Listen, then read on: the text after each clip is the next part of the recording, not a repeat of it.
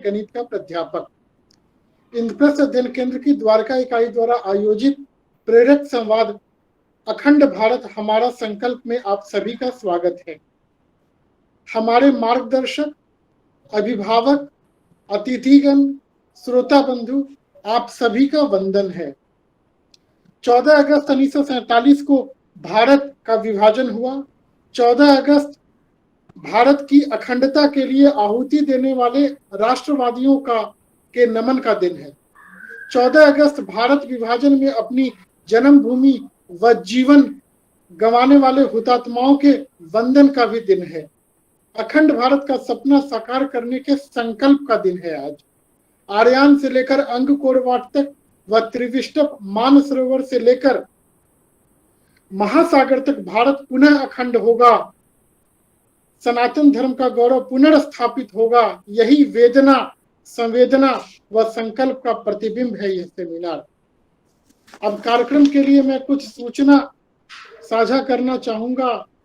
एक विशेष अनुरोध है, कोविड प्रोटोकॉल के कारण लगभग सभी कार्यक्रम वर्चुअल माध्यम से ही हो रहे हैं। इस वेबिनार में सभी प्रबुद्ध जनों से आग्रह है कि कार्यक्रम के दौरान वे अपने माइक को म्यूट रखेंगे तथा कोई भी सामग्री शेयर नहीं करेंगे। अपना सुझाव, प्रश्न व जिज्ञासा चैट बॉक्स के माध्यम से लिखेंगे। वक्ताओं के उद्बोधन के बाद अंत में जिज्ञासा समाधान का भी समय रहेगा। आपने अपना बहुमूल्य समय इस महान विषय पर दिया है, अतः अपेक्षा रहेगी कि आप संपूर्ण कार्यक्रम के सहभागी बने, उपस्थित रहें। धन्यवाद। अब सरस्वती वंदना के लिए मैं आमंत्रित करता हूं वैष्णवी आनंद और अनुष्का आनंद को। नमस्ते। राम राम।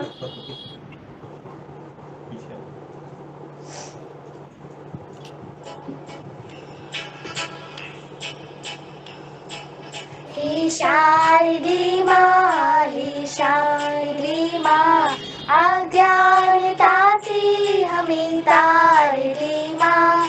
हे शारदे माँ, हे शारदे माँ, अज्ञानता से हमें तार दे माँ।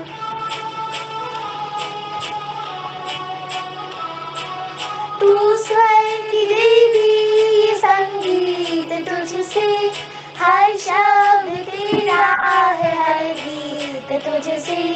तू स्वर की देवी, ये संगीत तुझसे, हर शब्द तेरा है, हर गीत तुझसे। हम हैं अकेले, हम हैं अधूरे, तेरी शरण हम, हमें प्यार दे माँ। हे शारदे माँ, हे शारदे माँ, अज्ञानता से हमें तार दे माँ।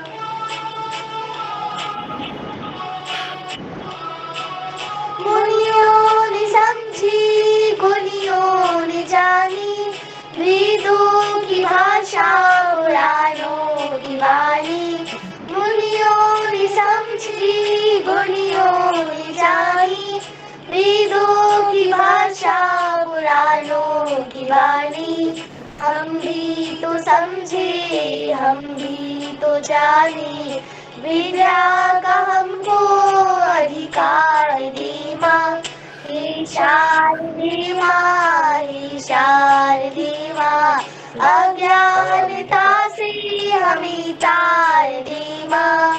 हे शारदे माँ, हे शारदे माँ, अज्ञानता से हमें तार दे माँ। धन्यवाद। धन्यवाद। धन्यवाद। अब केंद्र परिचय के लिए मैं आमंत्रित करता हूं श्रीमान रंजीत जी को। इंद्रप्रस्थ अध्ययन केंद्र द्वारका इकाई के सदस्य हैं श्रीमान रंजीत जी। नमस्कार। इंद्रप्रस्थ शब्द स्वयं में भारतीय संस्कृति के उज्जवल स्वरूप को समेटा कल, आज और आने वाले कल के मध्य तेरी दीपक न्याय की भांति सदैव प्रवजित रहने वाले एक ऐसे प्रकाश पुंज हैं जो सदियों से हमारा प्रेरक, प्रभावक और मार्गदर्शक रहा है। अध्ययन, गुनने, समझने और बुनने की ऐसी प्रक्रिया है जो निरंतर जीवंत और ऊर्जावान बनाए रखती है। समाज के प्रत्येक वर्ग से बुद्धिजीवी, प्रशासक, शोधार्थी, उद्यमी, श्रमिक, कलाकार, लेखक, चिंतक के साथ साथ गृहिणी, सेवानिवृत्त मानस भारतीय संस्कृति के इन्हीं तत्वों से रसे पके इंद्रप्रस्थ अध्ययन केंद्र के रूप में आज आप सभी के समक्ष साकार रूप में खड़े हैं। केंद्र की स्थायी वार्षिक कार्यक्रम भारत मंथन देश के प्रत्येक कोने से विविध विषयों पर शोध पत्रों का आमंत्रण किया जाता है तथा उनके प्रस्तुतिकरण से लेकर निष्कर्ष तक प्रत्येक पहलू पर विचार मंथन की गहन प्रक्रिया से मथा जाता है। इंद्रप्रस्थ अध्ययन केंद्र विश्व प्रतिष्ठान, सरकारी व गैर सरकारी जैसे दिल्ली विश्वविद्यालय, जवाहरलाल नेहरू विश्वविद्यालय एवं पुस्तकालय, नेहरू स्मारक संग्रहालय एवं पुस्तकालय के संयुक्त तथा समाज जीवन में जुड़े विविध विषयों तथा सनातन संस्कृति एवं योग, समाज निर्माण में युवा की भूमिका और अर्थशास्त्र, भारत में विज्ञान का उज्जवल परंपरा, राष्ट्रीय शिक्षा नीति, सिद्धांत और व्यवहार आदि विषयों पर वैश्विक स्तर की संगोष्ठी का आयोजन करता रहा है। इसी कड़ी में केंद्र द्वारा सिविल सेवा में चयनित अभ्यर्थी के साथ प्रेरक संवाद, दलित चिंतन का एक सकारात्मक पहल, वर्तमान परिक्षेप में अध्ययन केंद्र की भूमिका जैसे कार्यक्रम का भी आयोजन किया जाता रहा है। मैं यह सभी को सूचना अर्थ विशेष रूप से इस बात का उल्लेख करना चाहता हूं कि इंद्रप्रस्थ अध्ययन केंद्र द्वारा निःशुल्क प्रशिक्षण व अनुभव पत्र के साथ वेब डिजाइनिंग, डिजिटल मार्केटिंग जैसे विषयों पर विद्यार्थी के चौमुखी विकास हेतु समय समय पर प्रशिक्षण कार्यक्रम का आयोजन किया जाता रहा है।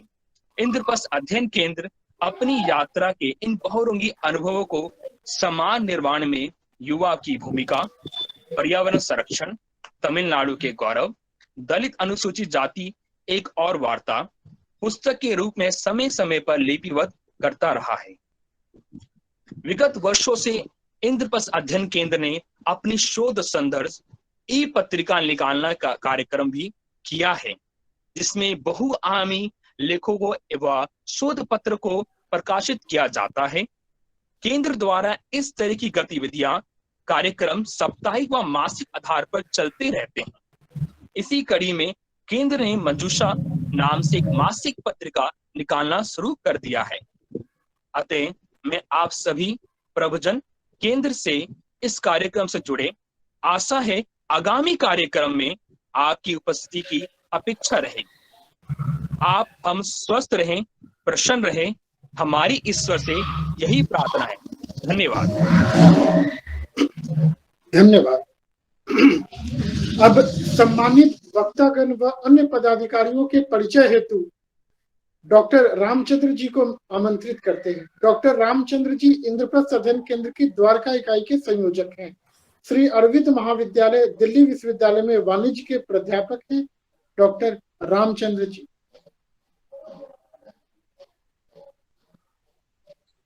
धन्यवाद अभिषेक जी। सभी को मेरा वंदन, नमस्कार। आज हमारे मध्य में मुख्य वक्ता के रूप में प्रोफेसर कपिल कुमार जी उपस्थित हैं। वैसे तो आप किसी परिचय के मोहताज नहीं, हम सभी आपको टीवी के माध्यम से विभिन्न डिबेट व समाचार पत्रों पत्रिकाओं के में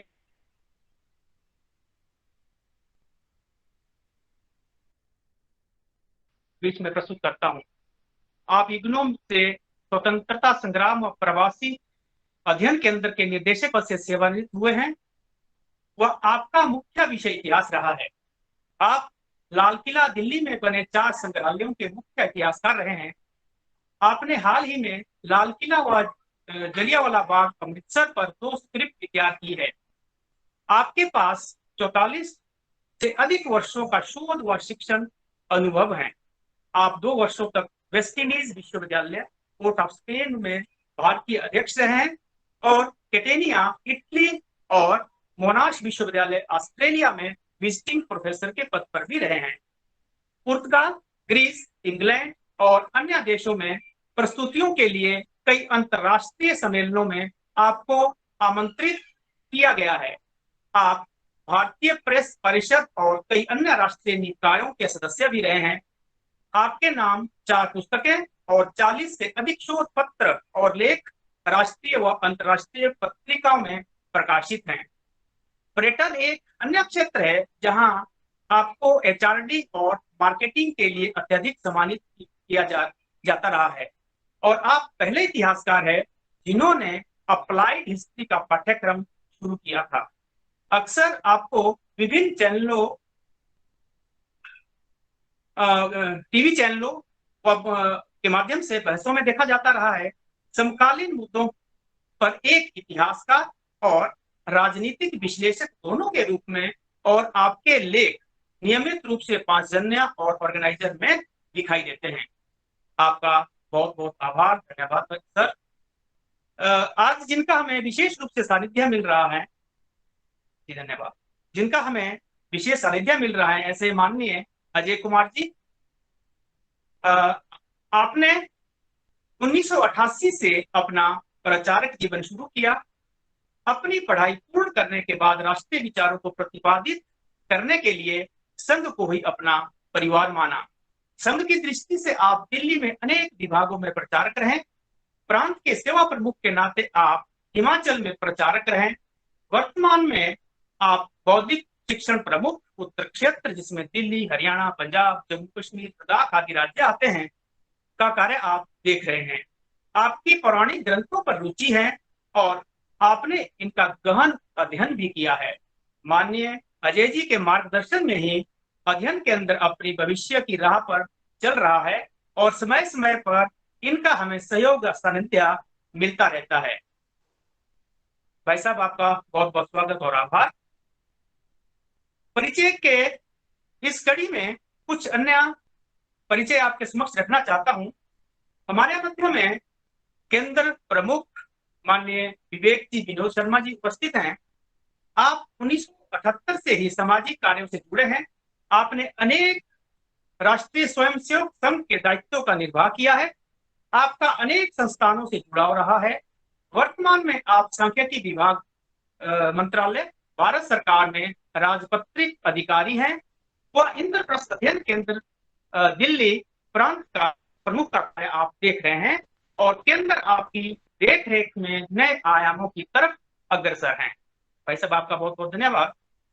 हमारे बीच में ओंकार नाथ मिश्र जी हैं, जो अपने केंद्र की 2 इकाइयां पूर्वी और द्वारका इकाई का समन्वय का कार्य देख रहे हैं।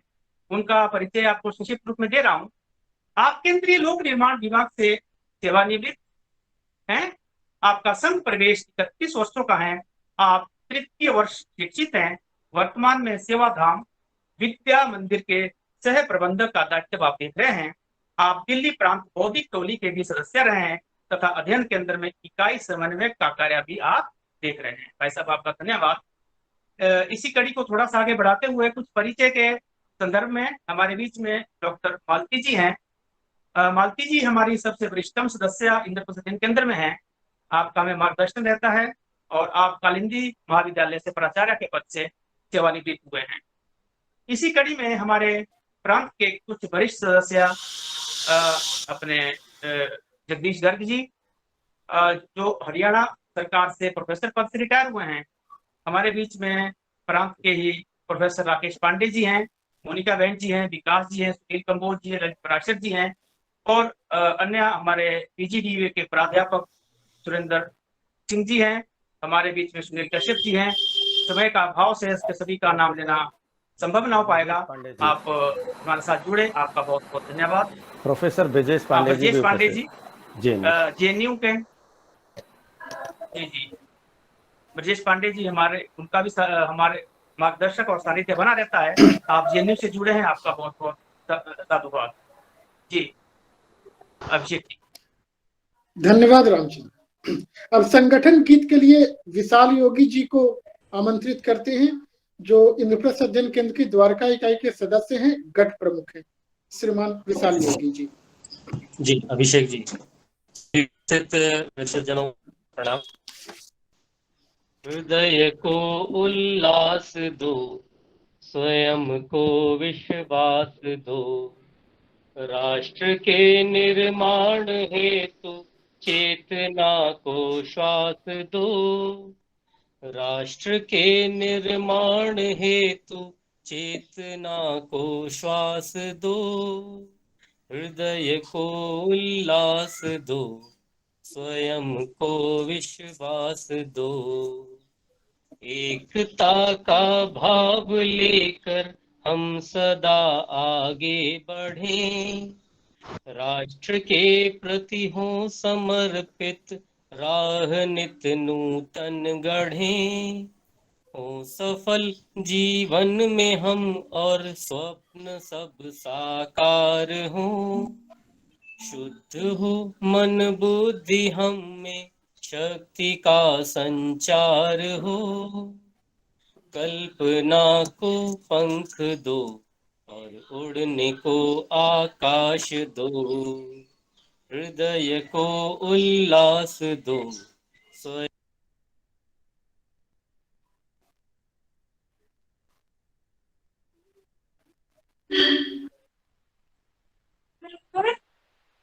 म्यूट हो गए विशाल जी, म्यूट हो गए। म्यूट हो। जी। कामना हो मन में मानव का सदा कल्याण हो। हाथ सेवा को उठे और ना कभी अभिमान हो। विश्व शांति के लिए प्रार्थना हम नित करें और निराशा दूर कर सबको ही उत्साहित करें। प्रेम और बंधुत्व को अपने भीतर वास दो। हृदय को उल्लास दो, स्वयं को विश्वास दो। ज्ञान की ज्योति जले और सद्गुण हमारे नित्य बढ़े। साधने को लक्ष्य पर्वत मुश्किलों के भी चढ़े। शक्तिशाली हम बनाए राष्ट्र को संकल्प ले। संकल्प ले, संकल्प ले, आज यह संकल्प ले। मन जो विचलित हो कभी तो अपने मन को आस दो। हृदय को उल्लास दो, स्वयं को विश्वास दो। राष्ट्र के निर्माण हेतु चेतना को श्वास दो। राष्ट्र के निर्माण हेतु चेतना को श्वास दो। हृदय को उल्लास दो, स्वयं को विश्वास दो। हृदय को उल्लास दो, स्वयं को विश्वास दो। जी धन्यवाद। धन्यवाद। राम के पुत्र लौ की भूमि लौपुर लाहौर, कुश की भूमि कसूरी, महाराजा पुरुष की भूमि पुरुषपुर पेशावर गंधार, माँ हिंगलाज की भूमि मरुतीर्थ बलूचिस्तान, वेदों की भूमि सिंध, शारदा पीठ पीओके यानी कलहन व कश्यप मुनि का कश्मीर, माँ ढाकेश्वरी भूमि ढाका। सब कुछ हमें गंवाना पड़ा। हजार वर्षों तक यहूदी जब आपस में मिलते थे तो प्रण करते थे कि अगले वर्ष हम यरूशलेम में मिलेंगे। अपनी भूमि वापस ली। 14 अगस्त का प्रण है कि हम भी अपनी भूमि वापस लेंगे, भारत को अखंड बनाएंगे। हमारा मार्गदर्शन करने के लिए आमंत्रित हैं प्रमुख वक्ता माननीय कपिल जी।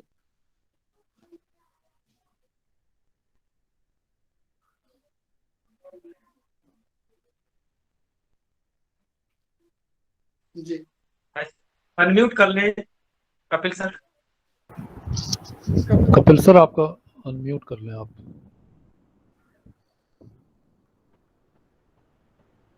जी अब आ रही है आवाज? जी जी जी आ रही। जी बिल्कुल।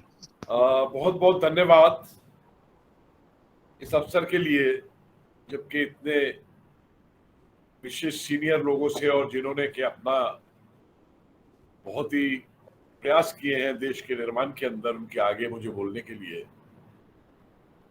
और आज के इस दिन की मैं एक विशेष वजह से महत्ता कहूंगा कि आज पहली बार भारत के किसी प्रधानमंत्री ने सत्य को सत्य कहा। 14 अगस्त के ऊपर जो आज ट्विटर पे मोदी जी का संदेश आया कि मत भूलिए ये वो दिन था जिस दिन भारत का विभाजन हुआ था, लोगों का कत्लेआम हुआ था, और उसको भी हमें आज के दिन याद करना चाहिए। आपने मुझे विषय दिया अखंड भारत का संकल्प। आज आजाद हिंदुस्तान में इतने वर्षों बाद बड़ा अफसोस होता है अगर हमें आज की युवा पीढ़ी को ये समझाना पड़े कि भारत क्या है, अखंड भारत क्या है, क्यों इसका संकल्प जरूरी है, कि ऐसी क्या स्थिति आ गई कि एक स्वतंत्र देश को भी इस बात को हमें दोहराना पड़ता है। और इसके लिए अगर कोई जिम्मेवार है तो वही लोग जिम्मेवार है जिन्होंने भारत का विभाजन कराया था, विभाजन के बाद में भी जिन्होंने भारत के अंग टूटने दिए, पाकिस्तान अधिकृत कश्मीर बनने दिया, चीन के आगे हमारी भूमियां देनी पड़ी जिनको, और जो आज भी उनका महिमा मंडन करते हैं जो लोग भारत तेरे टुकड़े टुकड़े के नारे लगाते हैं। 44 साल मैंने इतिहास पढ़ाया, 14वीं की लेक्चर भी बहुत दिए, लेकिन कभी ये नहीं सोचा था कि अपने जीते जागते मुझे वो दिन फिर से देखने पड़ेंगे जिन दिनों के कारण मैं विद्यार्थियों को पढ़ाता था कि भारत गुलाम क्यों हुआ, भारत का शोषण क्यों हुआ, भारत के टुकड़े क्यों हुए।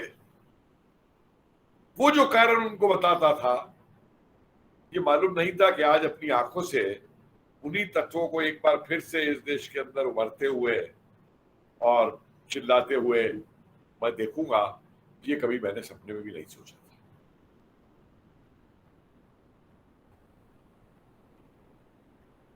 कहां से अखंड भारत को शुरू करूं?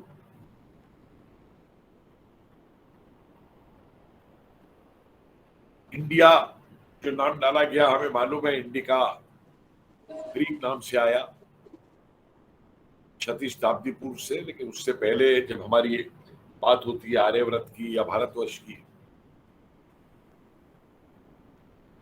ताज्जुब ये है कि जो दोनों तीनों नाम है, इंडिया, इंडिका, हिंदुस्तान,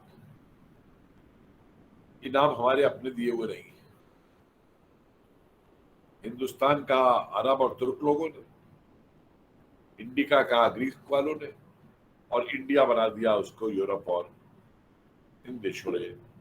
और हम अपने मूल नाम को, अपने मूल स्थान को, अपने मूल जो हमारे प्रदेश थे उनको भुला दिया गया। आज भी जब मैं किसी विद्यार्थी से पूछता हूं कि भैया तुमको हिंदू कुश का मतलब मालूम है, तो कोई हाथ नहीं उठाता। और विद्यार्थी क्यों उठाएगा जब हमें शिक्षकों को ही नहीं मालूम हिंदू कुश का मतलब क्या है। फारसी शब्द कुश से, जिसका मतलब कत्लेआम है, कि जहां हिंदुओं का कत्लेआम हुआ उस जगह का नाम पड़ा हिंदू कुश। तो ये लोग जो बार बार कहते हैं कि हिंदुस्तान नाम वो हिंदू सिंधु सिंधु से बन के निकल करके आया, वो भी एक बिल्कुल गलत धारणा है। क्योंकि हिंदू कुश पर्वतमाला को अगर आप देखेंगे तो सिंधु से कम 1000-1500 मील और आगे जहां पे कत्लेआम हुआ। कोई इतिहास इसका नहीं रखा गया कि कब ये कत्लेआम हुआ, और ये बुला दिया गया कि हिंदू शब्द जो है वो प्राचीन सभ्यता से हमारे वैदिक साहित्य से ही उसमें हमें हिंदू शब्द मिलता। ये भी नहीं इस जनता वर्तमान पीढ़ियों को बताया गया कि आज की ये जो सभ्य कहने वाली विश्व की सभ्यताएं हैं, इन सभ्यताओं को जन्म भी नहीं हुआ था जब भारत ने सारे विश्व को वासुदेव कुटुंबकम कह के एक परिवार बताया था। ये सभ्यता पैदा नहीं हुई थी जब भारत ने अतिथि देवो भव का कॉन्सेप्ट, ये सभ्यताएं पैदा नहीं हुई थी जब सब धर्म संभाव की बात भारत ने की। ये तो मैं वैचारिक चीज बता रहा हूं। विज्ञान और जो और ऐतिहासिक क्षेत्र है उनकी तो बात ही छोड़ दीजिए। जब उनका विज्ञान शुरू होगा तो बात ही अलग चली जाएगी बिल्कुल उस तरह की। और आज खून खौल उठता है जब ट्विटर के ऊपर, फेसबुक के ऊपर, सोशल मीडिया पे, और यहां तक कि वो और श्रीमान जी थे जिन्होंने राज्यसभा तक में ये बोल दिया कि भारत तो पैदा ही 1947 में हुआ था, भारत को पैदा अंग्रेजों ने किया, इससे पहले तो भारत नाम की कोई चीज नहीं थी। तो सबसे पहले तो मैं इस भ्रांति को दूर कर दूं, सन 47 वाली को, बाकी पे पीछे वापस जाता हूं तो बाद में, कि ये जो तमाशा बना दिया है कि इंडिया केम इनटू क्रिएशन इन 1947,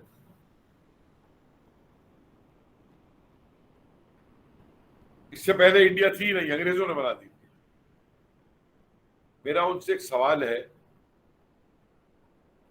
कि भैया वो जो अंग्रेजी शासक थे, इनके विक्टोरिया और किंग जॉर्ज और वो सब, वो अपने आप को किस साम्राज्य का सम्राट कहते थे?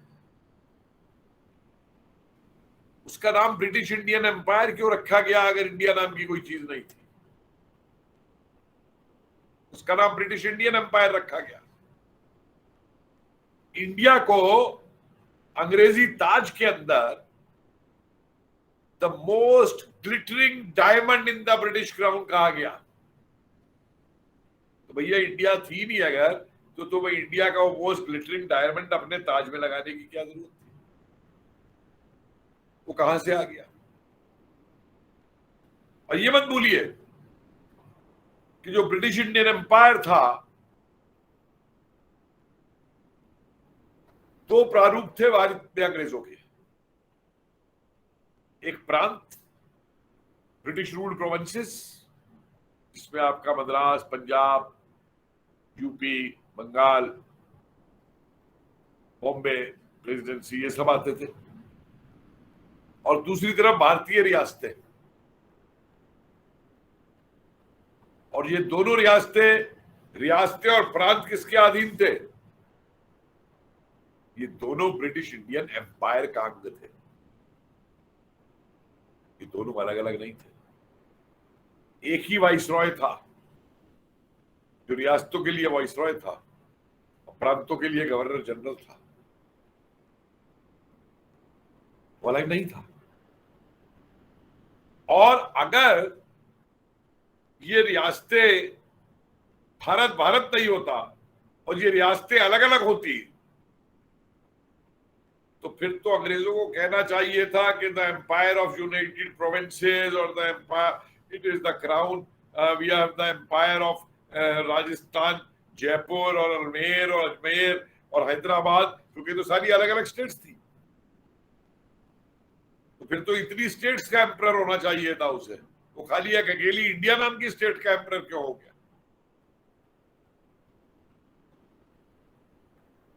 ये जवाब दें इतिहासकार। बड़े बड़े इतिहासकार भी हमारे बने फिरते हैं। और फिर भैया मुझे एक बात बताओ, आज तुम्हारे ये कांग्रेसी कहते हैं कि इंडिया तो बनी 47 के अंदर, तो भैया फिर ये क्यों तुम डींग हाँकते हो कि 1885 से कांग्रेस जो है भारत की स्वतंत्रता की आजादी लड़ रही थी? फिर किसकी आजादी लड़ रहे थे भाई तुम? अगर भारत नाम की जगह नहीं थी तो किसकी आजादी लड़ रहे थे तुम? बेवकूफ बनाना अपने स्वार्थों के लिए और राजनीति में हर चीज घोल करके देखना और अपनी परंपरा को मिटाना, अपने अस्तित्व को मिटाना, अपने नाम को मिटाना। मैं एक बार मद्रास में बोल रहा था इस्लामिक कॉलेज के अंदर, और कुछ बात चल पड़ी। मैंने कहा भाई एक बात मत भूलिए आप लोग कि आप चाहे धर्म के नाम के ऊपर अपनी कितनी बड़ी आइडेंटिटी बनाने की कोशिश कर लें, आपके नाम के आगे से इंडियन नहीं हटेगा कभी भी। आप लोग हज करने जाते हैं ना, तो वहां पे भी आपको इंडियन मुस्लिम बोला जाता है, वहां पे आपको मुस्लिम नहीं बोला जाता खाली, वहां भी आपको इंडियन मुस्लिम बोला जाता है। तो ये जो इंडियन आइडेंटिटी के ऊपर आप लोग प्रहार करते हैं, वो आइडेंटिटी आपसे कभी आपका पीछा नहीं छोड़ेगी, जब तक कि आप आपको ना डिक्लेयर कर दे अपने आप को कि आप वहां के नागरिक हो गए या वहां के नागरिक हो गए। ऐसे ऐसे प्रयास आज इसमें किए जाते हैं देश को तोड़ने के लिए। मैं जेएनयू में लेक्चर दे रहा था, एक साहब उठ के खड़े हो गए जानबूझ के,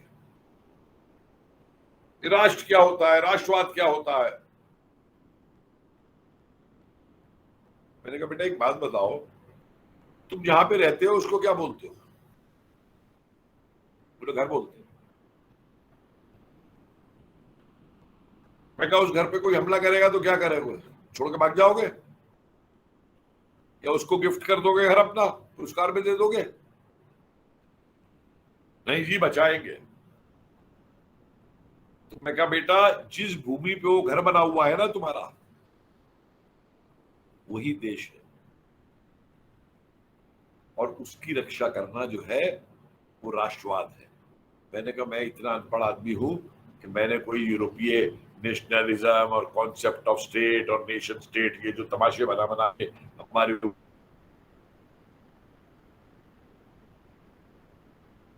ऊपर डाल दिए गए, परिभाषाएं नहीं जानता भाई। तो इतनी परिभाषा जानता हूं, उस देश का कि एक बिहार से आया हुआ भाई जब दिल्ली से वापस जाता है, उससे पूछते हैं कहां जा रहे हो, तो कहता है देश जा रहे हैं। देश का मतलब उसका रहने वाला मोहल्ला भी है जहां वो रहता है, देश से मतलब उसका गांव भी है, देश से मतलब उसका क्षेत्र भी है, देश से उसका मतलब उसका प्रांत भी है, और देश से मतलब उसका पूरा देश भी है। इस तरीके की परिकल्पना एक देश की होकर के, जहां मैं पैदा हुआ हूं, जहां मैं पूरे उसमें रह रहा हूं या पूरे उसमें विचरण कर रहा हूं। मुझे किसी और, वो इंग्लैंड में जब घर जाएगा तो कहेगा मैं काउंटी जा रहा हूं, वो ये नहीं कहेगा मैं अपनी कंट्री जा रहा हूं, वो बोलता है मैं अपनी काउंटी जा रहा हूं, जो उनकी इकाई है। लेकिन हमारा भारतवासी वही कहता है कि मैं अपने देश जा रहा हूं। एक और महिला उठ के खड़ी हो गई, ये क्या बकवास है आज के काल में, राष्ट्र राष्ट्रवाद। I am a global citizen. आज तो ग्लोबलिज्म का जमाना है, ग्लोबलाइजेशन का जमाना है। देखा बड़ी अच्छी बात है। मैं कहा भाई जाकर के अपना पासपोर्ट जो है वो किसी ग्लोबलाइज्ड पासपोर्ट बनवाओ ना, ग्लोबलाइजेशन का पासपोर्ट, और जाके रहो भी किसी कॉलोनी में जो ग्लोबलाइज्ड कॉलोनी है। ये क्या दिल्ली में रह रही हो, जेएनयू में बैठी हुई हो, ये तो इंडिया की यूनिवर्सिटी है। कहीं ग्लोबलाइज उसमें नौकरी वोकरी करो, कोई ग्लोबलाइज उसमें रहो जाकर के। छोड़ दो अपना वोटर कार्ड भी, यहाँ क्यों वोट डालती हो इलेक्शन के अंदर? लोकलाइज इंडिया के लोकलाइज इलेक्शन के अंदर क्यों वोट डालती हो? जाओ ग्लोबलाइज काम करो सब।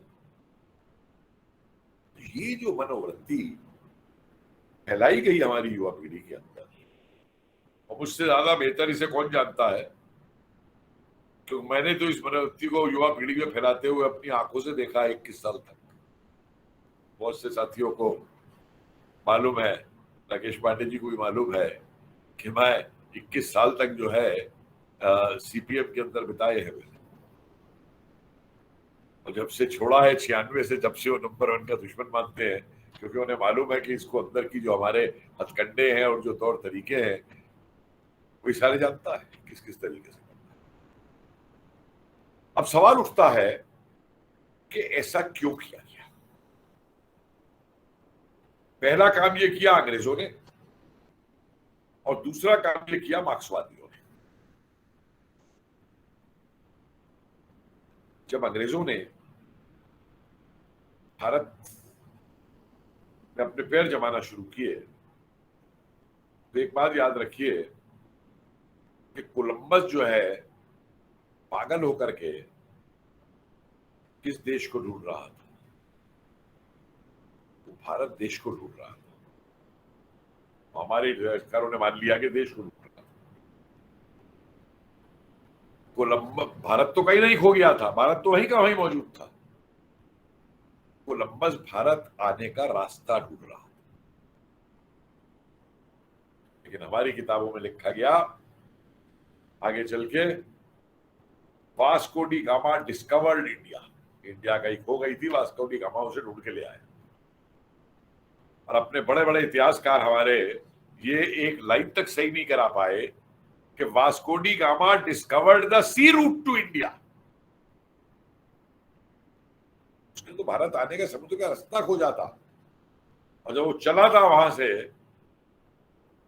तो जमोरिन का राज ढूंढने के लिए नहीं चला था केरला के अंदर, वो भारत जाने का राज समुद्री रास्ता ढूंढ को चला था।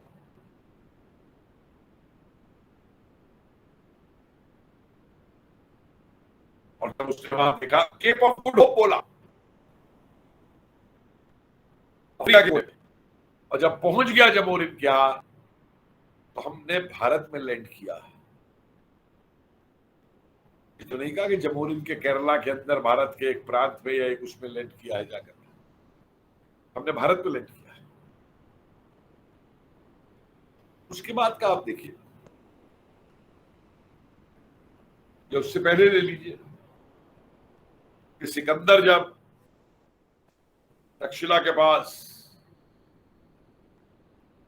श्रमणों से ये पूछता है, 4 श्रमणों से, कि भारत क्या है, इंडिया क्या है, तो श्रवण जो बताते हैं कि इसके दक्षिण के अंदर समुद्र है, उत्तर के अंदर पर्वत हैं, तिकोना है नीचे से। मतलब उस जमाने में जो मैप एक्सप्रेस किया जा रहा है हिंदुस्तान का, भारत का,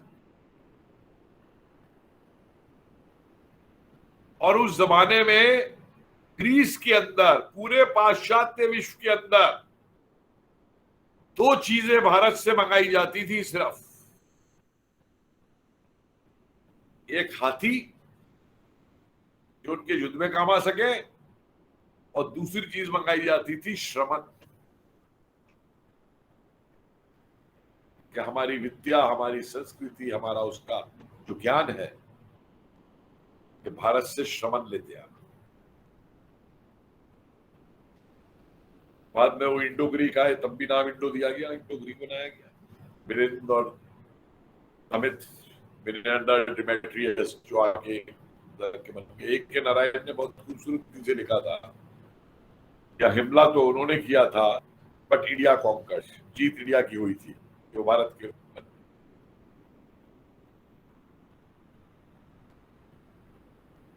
एक सवाल इनसे और यूरोपियों से पूछना चाहता हूं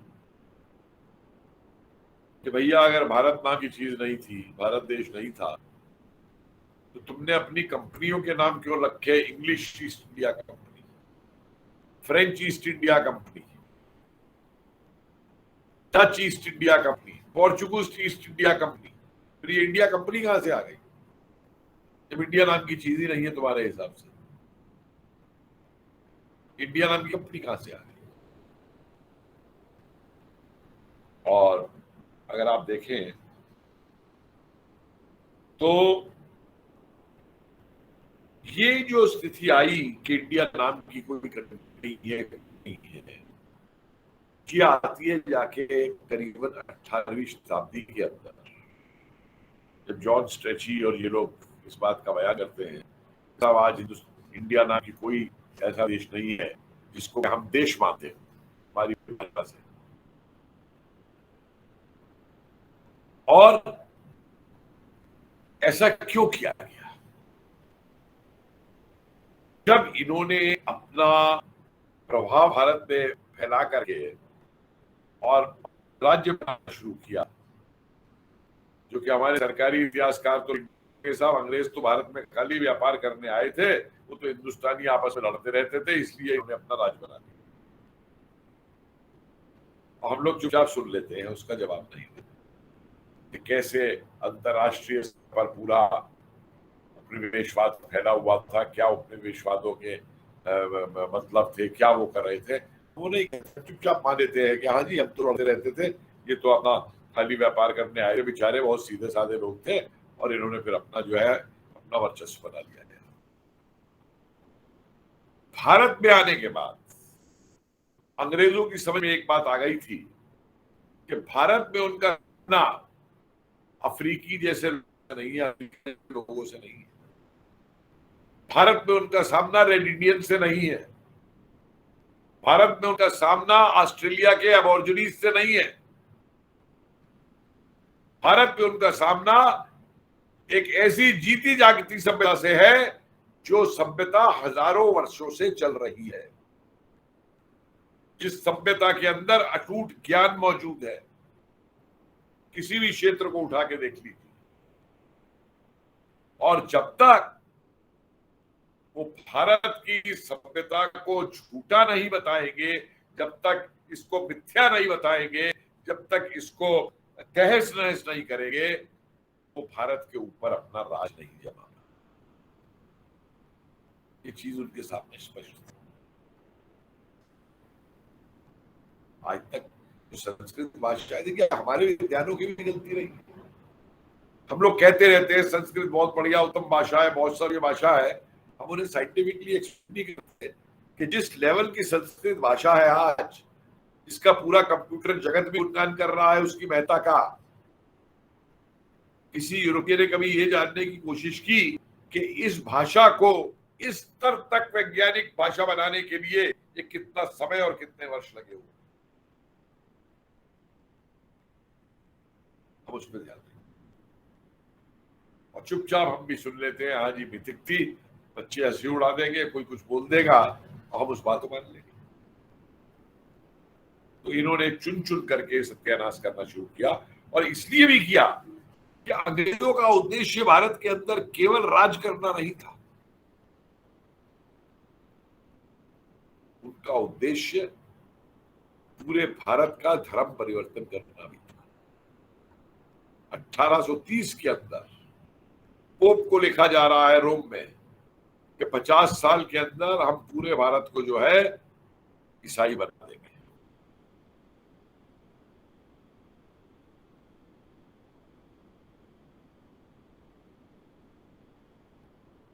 क्योंकि कारण बना जाके 1857 के अंदर हर चीज को आएंगे और जो हकंडे ही बनाएंगे। मणिपुर जैसी जगह में जहां पे के कृष्ण सबसे बड़ा देवी देवता माने जाते थे, वहां जाकर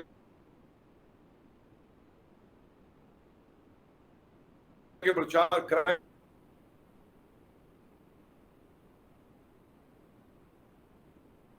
क्राइस्ट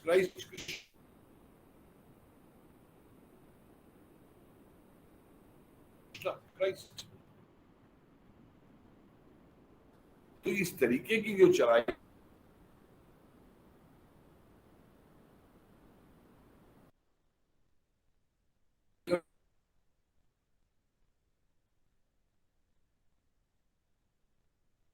ये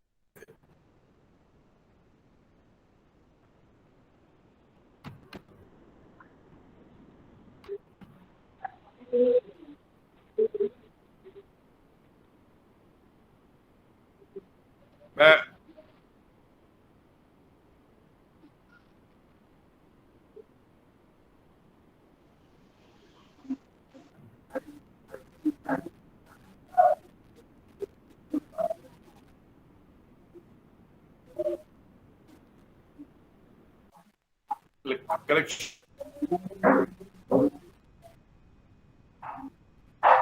है, मुझे लग रहा था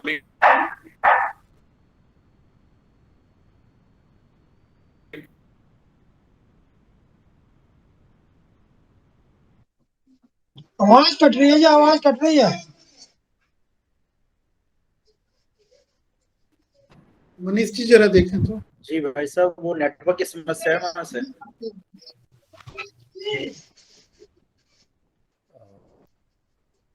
रही के सही रही सही जी हमारे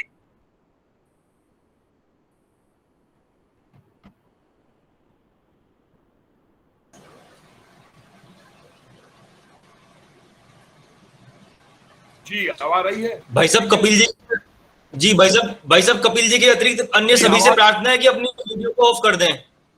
जी भाई साहब, कुछ वीडियो में दिक्कत है नेटवर्क की, तो इस कारण से आवाज नहीं आ पा रही है। अन्य सभी अपनी वीडियो को ऑफ कर देंगे तो कुछ क्वालिटी बेटर होगी। धन्यवाद जी। जी भाई साहब आ रही है जी।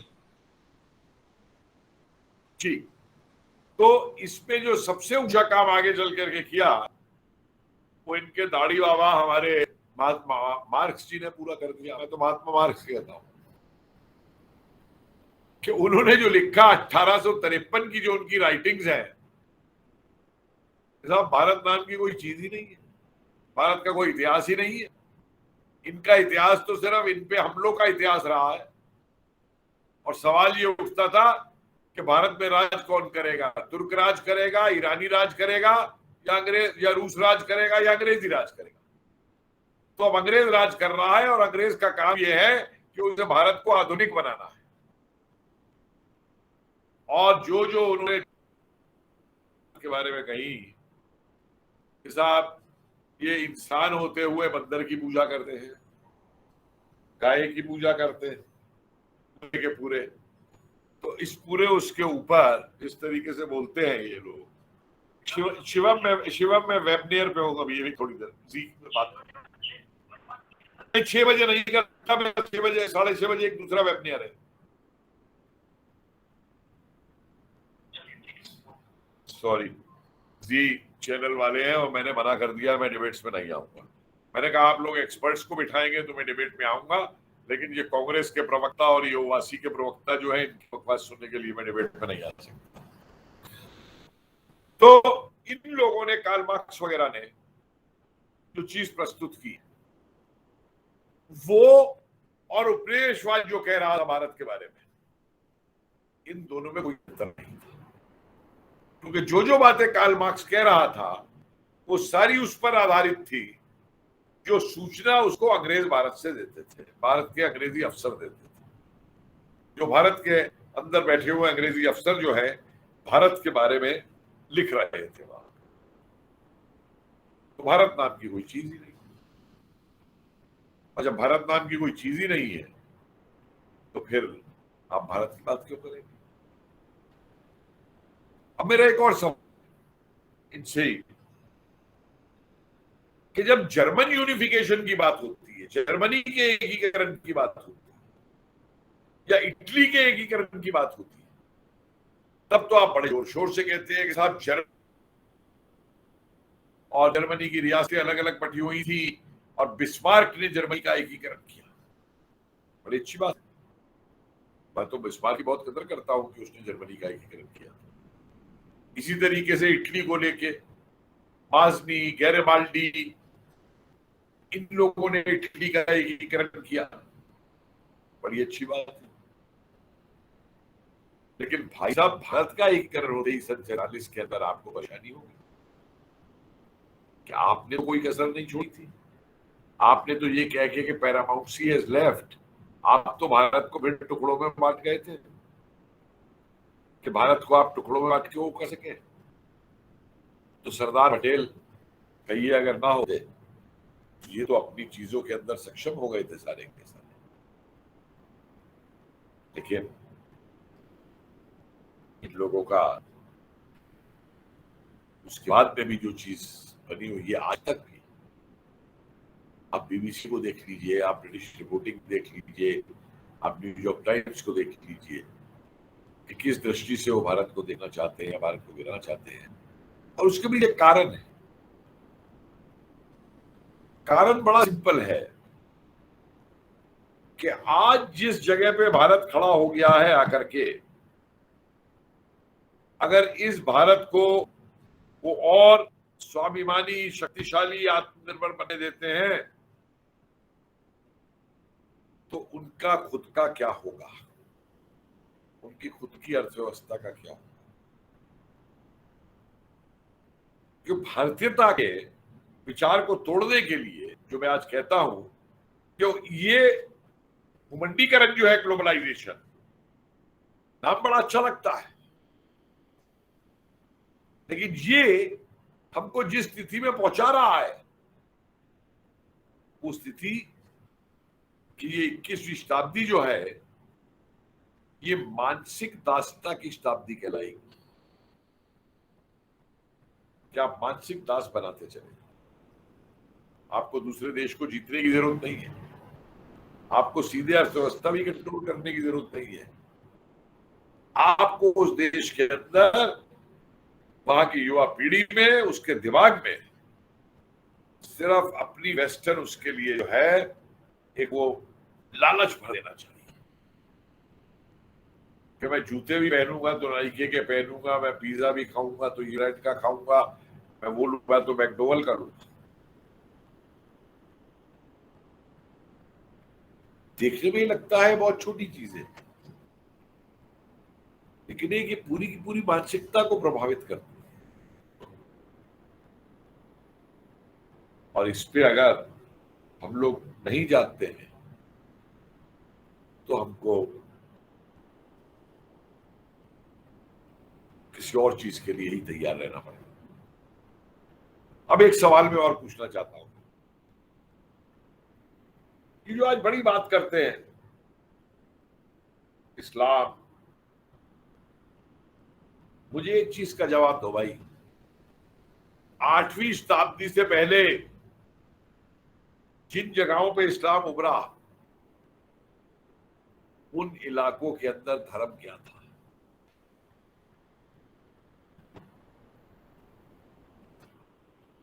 वहां पे बौद्ध धर्म था, वहां पे सनातन धर्म था, वहां पे यहूदी थे, वहां पे सूर्य पूजक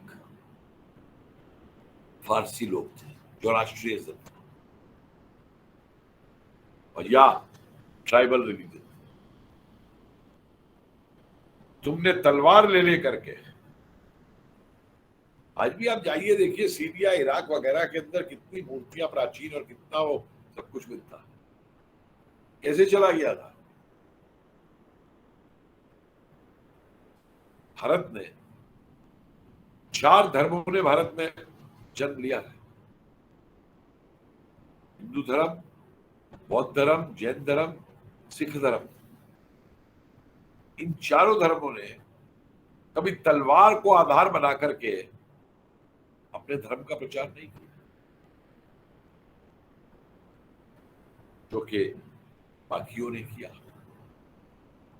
और ये आज हमको समझाने आना चाहते हैं कि धर्मनिरपेक्षता क्या है और शांति क्या है।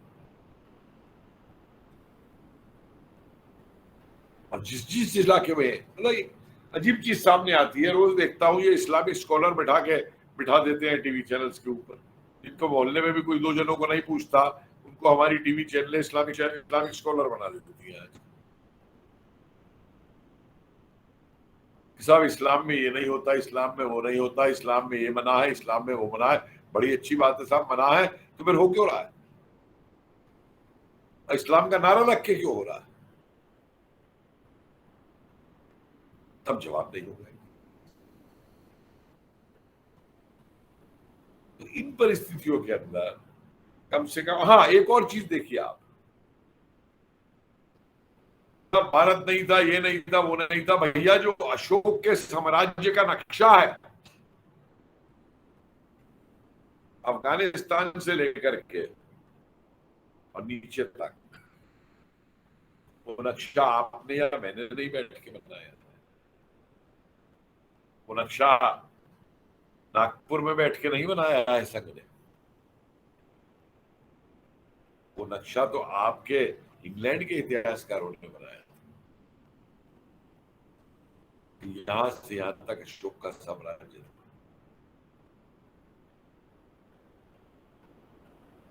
लेकिन ये इंडिया को सूट नहीं कर। नेताजी सुभाष चंद्र बोस ने जिस समय कहा था कि मैं भारत मां के दो टुकड़े नहीं होने दूंगा, आजकल मैं लिख रहा हूं उस पर।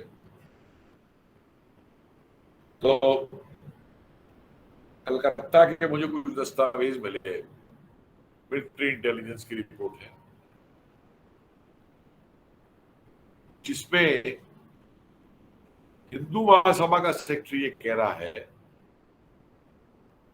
कि इन आजाद हिंद फौज के सैनिकों की उंगली भी मत छू देना। ये वीर सावरकर जी के कहने पे इसमें शामिल हुए थे, और अगर उंगली भी छू दी तो देश में खून खराबा हो जाएगा। और मुस्लिम लीग वाला क्या कह रहा है कि हम कैसे सपोर्ट करते हैं आईएनए को, अगर वो हिंदुस्तान में आ जाता तो हमारी पाकिस्तान की डिमांड क्या होता। अब सवाल यहां क्या आता है कि जिस अखंड भारत की हम बात करते हैं, मैंने अभी एक अपना ट्रस्ट बनाया है, organisation of unearthing suppressed realities of Hindustani history. तो मैंने उसका जो लोगो और नक्शा बनाया है वो मैंने वही बनाया है, अफगानिस्तान से लेकर के और नीचे तक। पर सवाल ये उठता है कि क्या मात्र कहने से ये संभव है कि अखंड भारत बन सके, या विचार करने से या लिखने से? नहीं बन सकता जब तक आप इसके लिए उठ के खड़े नहीं होंगे, प्रयास नहीं करेंगे।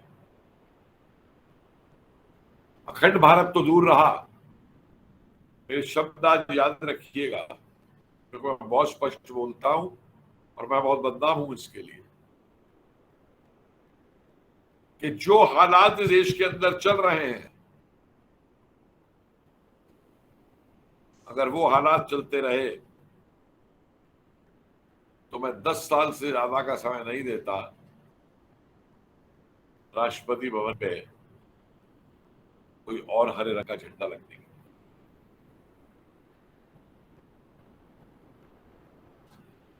क्योंकि हमारे लोग जो है, अरे राजनीति करो, सब कुछ करो, लड़ो आपस में, पार्टी पॉलिटिक्स करो, लेकिन कम से कम ये तो मत करो कि देश के लिए तुम लोग क्या।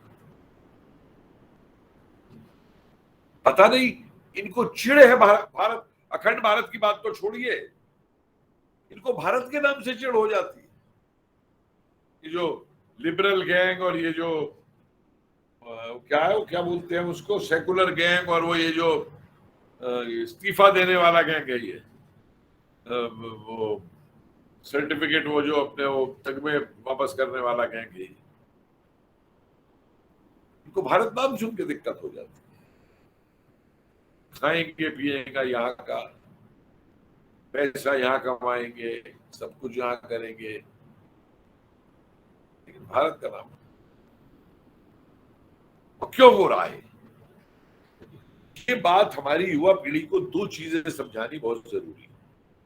पहली चीज, कि साम्यवादियों का उद्देश्य क्या है। इनका उद्देश्य राष्ट्र नहीं है, राष्ट्रवाद नहीं है। राष्ट्रवाद को तो ये बुर्जुआ कॉन्सेप्ट बताते हैं। इनका साफ साफ उद्देश्य है सर्वहारा की डिक्टेटरशिप स्थापित करना, डिक्टेटरशिप ऑफ द प्रोलिटेरियट। कोई डेमोक्रेसी नहीं है इनके। तो वो डिक्टेटरशिप स्थापित करने के लिए ये केवल हमारे जो प्रजातंत्र के जो सिद्धांत है उनको एक टूल के तौर पे इस्तेमाल करते हैं अपने अराजकतावादी विचारधारा को आगे बढ़ाने के लिए। और हम उस चीज को समझ नहीं पा रहे। हम आज भी इसी कोशिश में है कि सबको साथ लेके चलिए, बिल्कुल साथ लेके चलिए सब, लेकिन सबको साथ लेके चलने में उनको साथ दिया जाता है जो देश के साथ हो। मैं राजनीतिक दल की बात नहीं कर रहा, लेकिन जो ना देश के साथ है और केवल अपनी सत्ता हवस पूरी करने के लिए देश की ऊपर बात करता है, वो भी कभी कभी अलग अलग पाखंडी रूप धारण करके, तो वो कौन सा राष्ट्रवाद है मेरी समझ में नहीं है।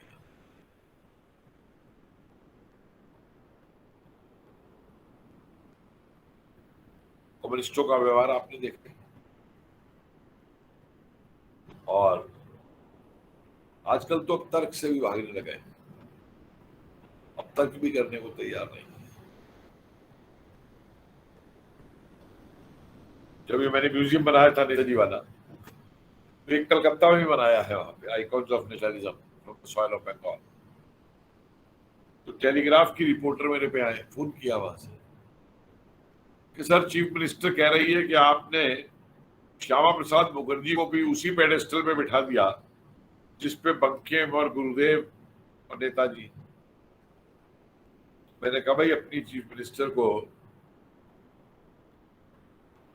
ये कह देना मेरी तरफ से कि अगर बंकिम नहीं होते, सॉरी अपना ये श्यामा प्रसाद मुखर्जी नहीं होते, तो तुम आज बंगाल की चीफ मिनिस्टर नहीं होती। बोली क्या मतलब? अगर स्वामी ने जब बंगाल पूरा मांग लिया था तो कांग्रेस चुप होके बैठ गई थी, तो उस समय श्यामा प्रसाद मुखर्जी ने सब चीज उठाई थी और जो आधा बंगाल बचाया था पाकिस्तान में जाने से। बोली इसका प्रूफ कहाँ है? मैं कहता तुम बिना हवा वाली जर्नलिज्म मत कर रही हो, बिना देखे हुए प्रूफ जो है लगे हुए हैं म्यूजियम के अंदर एक डॉक्यूमेंट का स्टोरी करना चाहती हो। तो बोली फिर मैं नहीं करूंगी। लेकिन जो चीजें सामने हैं, चीजें सामने, और इन परिस्थितियों में मेरा यह मानना है कि अखंड भारत की जब हम बात करें तो हमको दो तीन चीजें लेकर के चलनी चाहिए। एक तो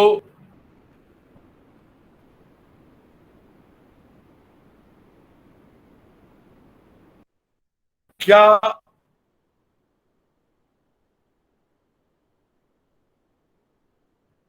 संभव है, और मैं इसलिए कह रहा हूं इस बात को कि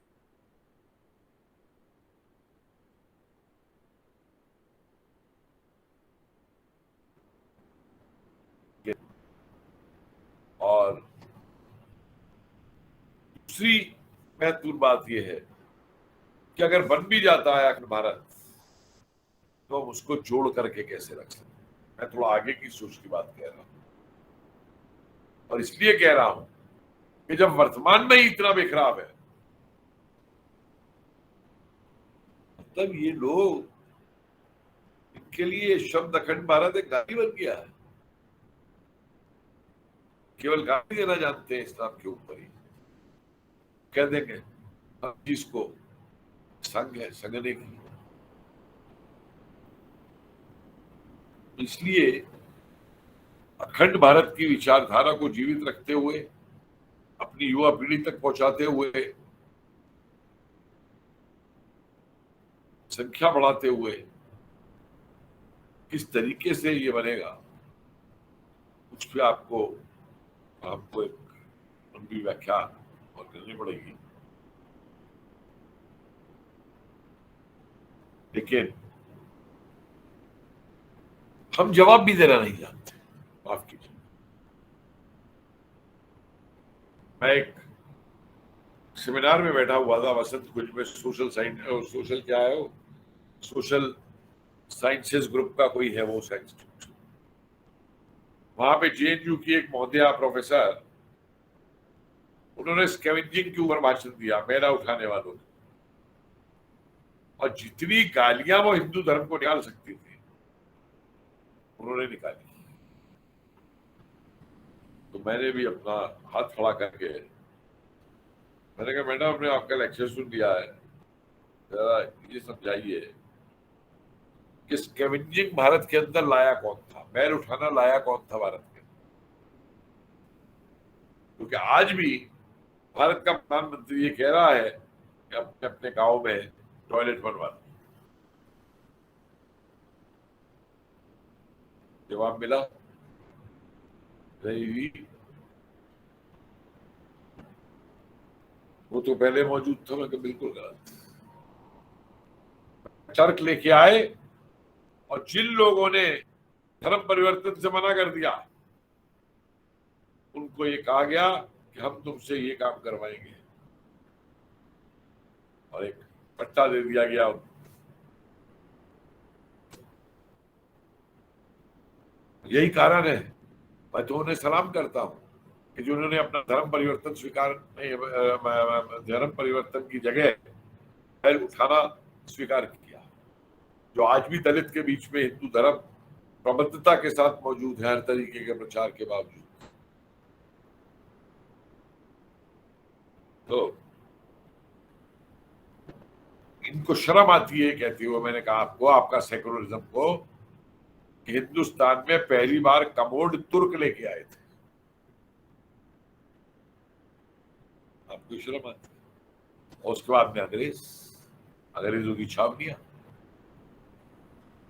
और बहुत कम जगह ये बात मालूम है 35A की ये पिटीशन में लगी थी कि जब 1954 के आसपास वहां स्ट्राइक हो गई कश्मीर में, तो 200 वाल्मीकि परिवारों को गुरदासपुर से नेहरू ने भेज दिया और उनको कश्मीर का सिटीजन बना लिया गया, बाकायदा पट्टा दे दिया गया 35A के अंडर में, और बीच में एक छोटी सी कुबरी लगा के एक लाइन लिख दी गई कि इन वस्त्रों का मतलब ये जो आने वाली इनकी जनरेशन से आगे वो यही काम करेंगी।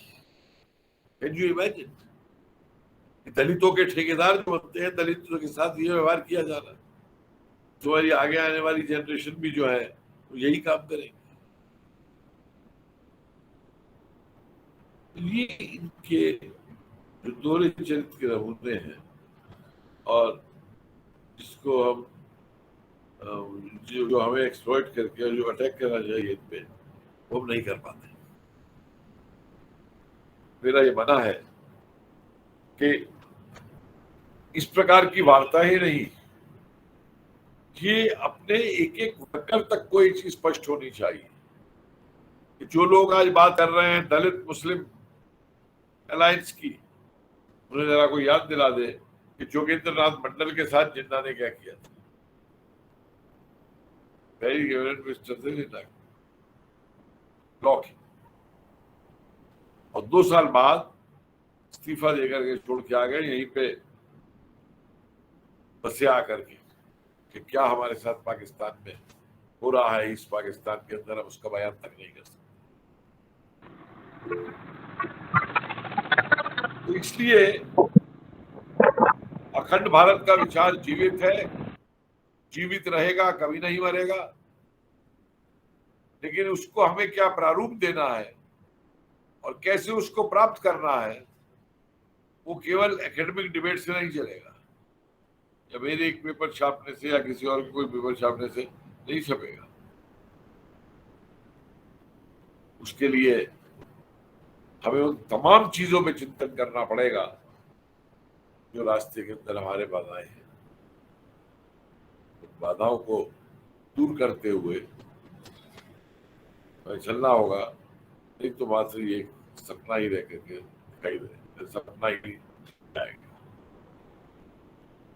धन्यवाद। मेरे ख्याल में इतना ही बोलूंगा और कुछ क्वेश्चन आंसर्स या उसमें जिज्ञासा में बात कर सकते हैं।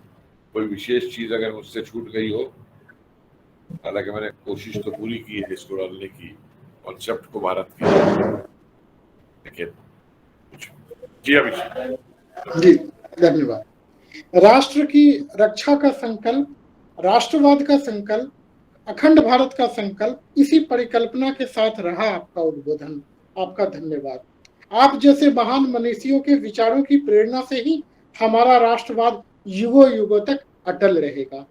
एक जरूरी सूचना मुझे देनी है। आप सभी श्रोता बंधु से अनुरोध है कि आप अपना वीडियो ऑफ कर लेंगे, थोड़ी तकनीकी समस्या आ रही है, इसीलिए आप सभी श्रोता बंधु से अनुरोध है कि वीडियो ऑफ कर लेंगे। पूर्ण होगी पटेल की कल्पना, भारत होगा फिर अखंड। पूर्ण होगी पटेल की कल्पना, भारत होगा फिर अखंड। सावरकर सी संवेदना, हृदय में ज्वाला प्रचंड। एक विराट पुरुष भारत, भुजाओं पर कब तक प्रहार। एक विराट पुरुष भारत, भुजाओं पर कब तक प्रहार। कब मां के चरणों में बहेगी रावी, झेलम, सिंध और सतलुज की धार। धार को धार देने के लिए आमंत्रित हैं हमारे अभिभावक मार्गदर्शक माननीय अजय जी।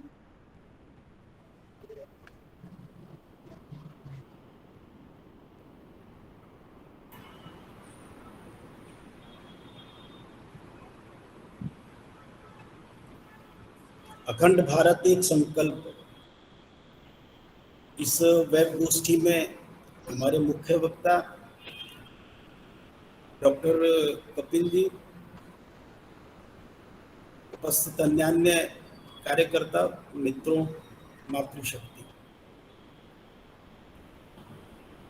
जब हम आज ये चिंतन कर रहे हैं कि अखंड भारत, तो वैसे कई बार ये ऐसा लगता है शेख चिल्ली जैसा विषय है। आज कहने में क्या जाता है। एक बार किसी आदमी ने कहा कि मेरी इच्छा हो रही है अमेरिका जाने की, सोच रहा हूँ अमेरिका हो जाऊं, तो आपको क्या लगता है कितना खर्चा होगा? कहते सोचने में कोई खर्चा नहीं। लेकिन ये अखंड भारत अपना ऐसा विषय नहीं है। अखंड भारत ये एक स्वप्न मात्र नहीं है, बल्कि विचार पूर्वक मन में उठने वाला एक संकल्प है। हमारे आंखों का एक स्वप्न है, जिसको साकार करने के लिए हम सबको लगना ही होगा, हम सबको उसके लिए प्रयत्न करना ही होगा। तो मैं केवल 2-3 छोटी छोटी बातें करके विषय पूरा करूंगा, क्योंकि आगे भी चर्चा चलनी है। तो उसमें पहली बात यह है कि आखिर ऐसी समस्या खड़ी क्यों होती है। भारत ने संघर्ष तो लंबा किया, तो संघर्ष एक तो दिन का संघर्ष है क्या? अंबेडकर जी ने उसके ऊपर बोला कि जब उनकी चर्चा जिन्ना से हो रही थी, तो जिन्ना ने कहा कि भारत पाकिस्तान तो तभी बन गया था जब 711 के अंदर पहला व्यक्ति मुसलमान बना था भारत की धरती पर। यानी इतना लंबा समय उन्होंने लिया, अफगानिस्तान, पाकिस्तान, इस प्रकार से बांग्लादेश, इसको बनाने में इतना लंबा समय लग गया उनको।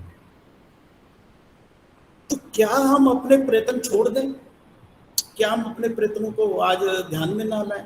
अभी जब अभिषेक जी प्रारंभिक भूमिका रख रहे थे विषय की, उन्होंने इजराइल का नाम लिया बीच के अंदर। हम सोच सकते हैं बिना भूमि के एक राष्ट्र जीवित रह सकता है, बिना भूमि के। उनके पास भूमि नहीं थी, लेकिन वो राष्ट्र जीवित रहा कितने वर्षों तक? 1800 वर्षों तक वो राष्ट्र जीवित रहा।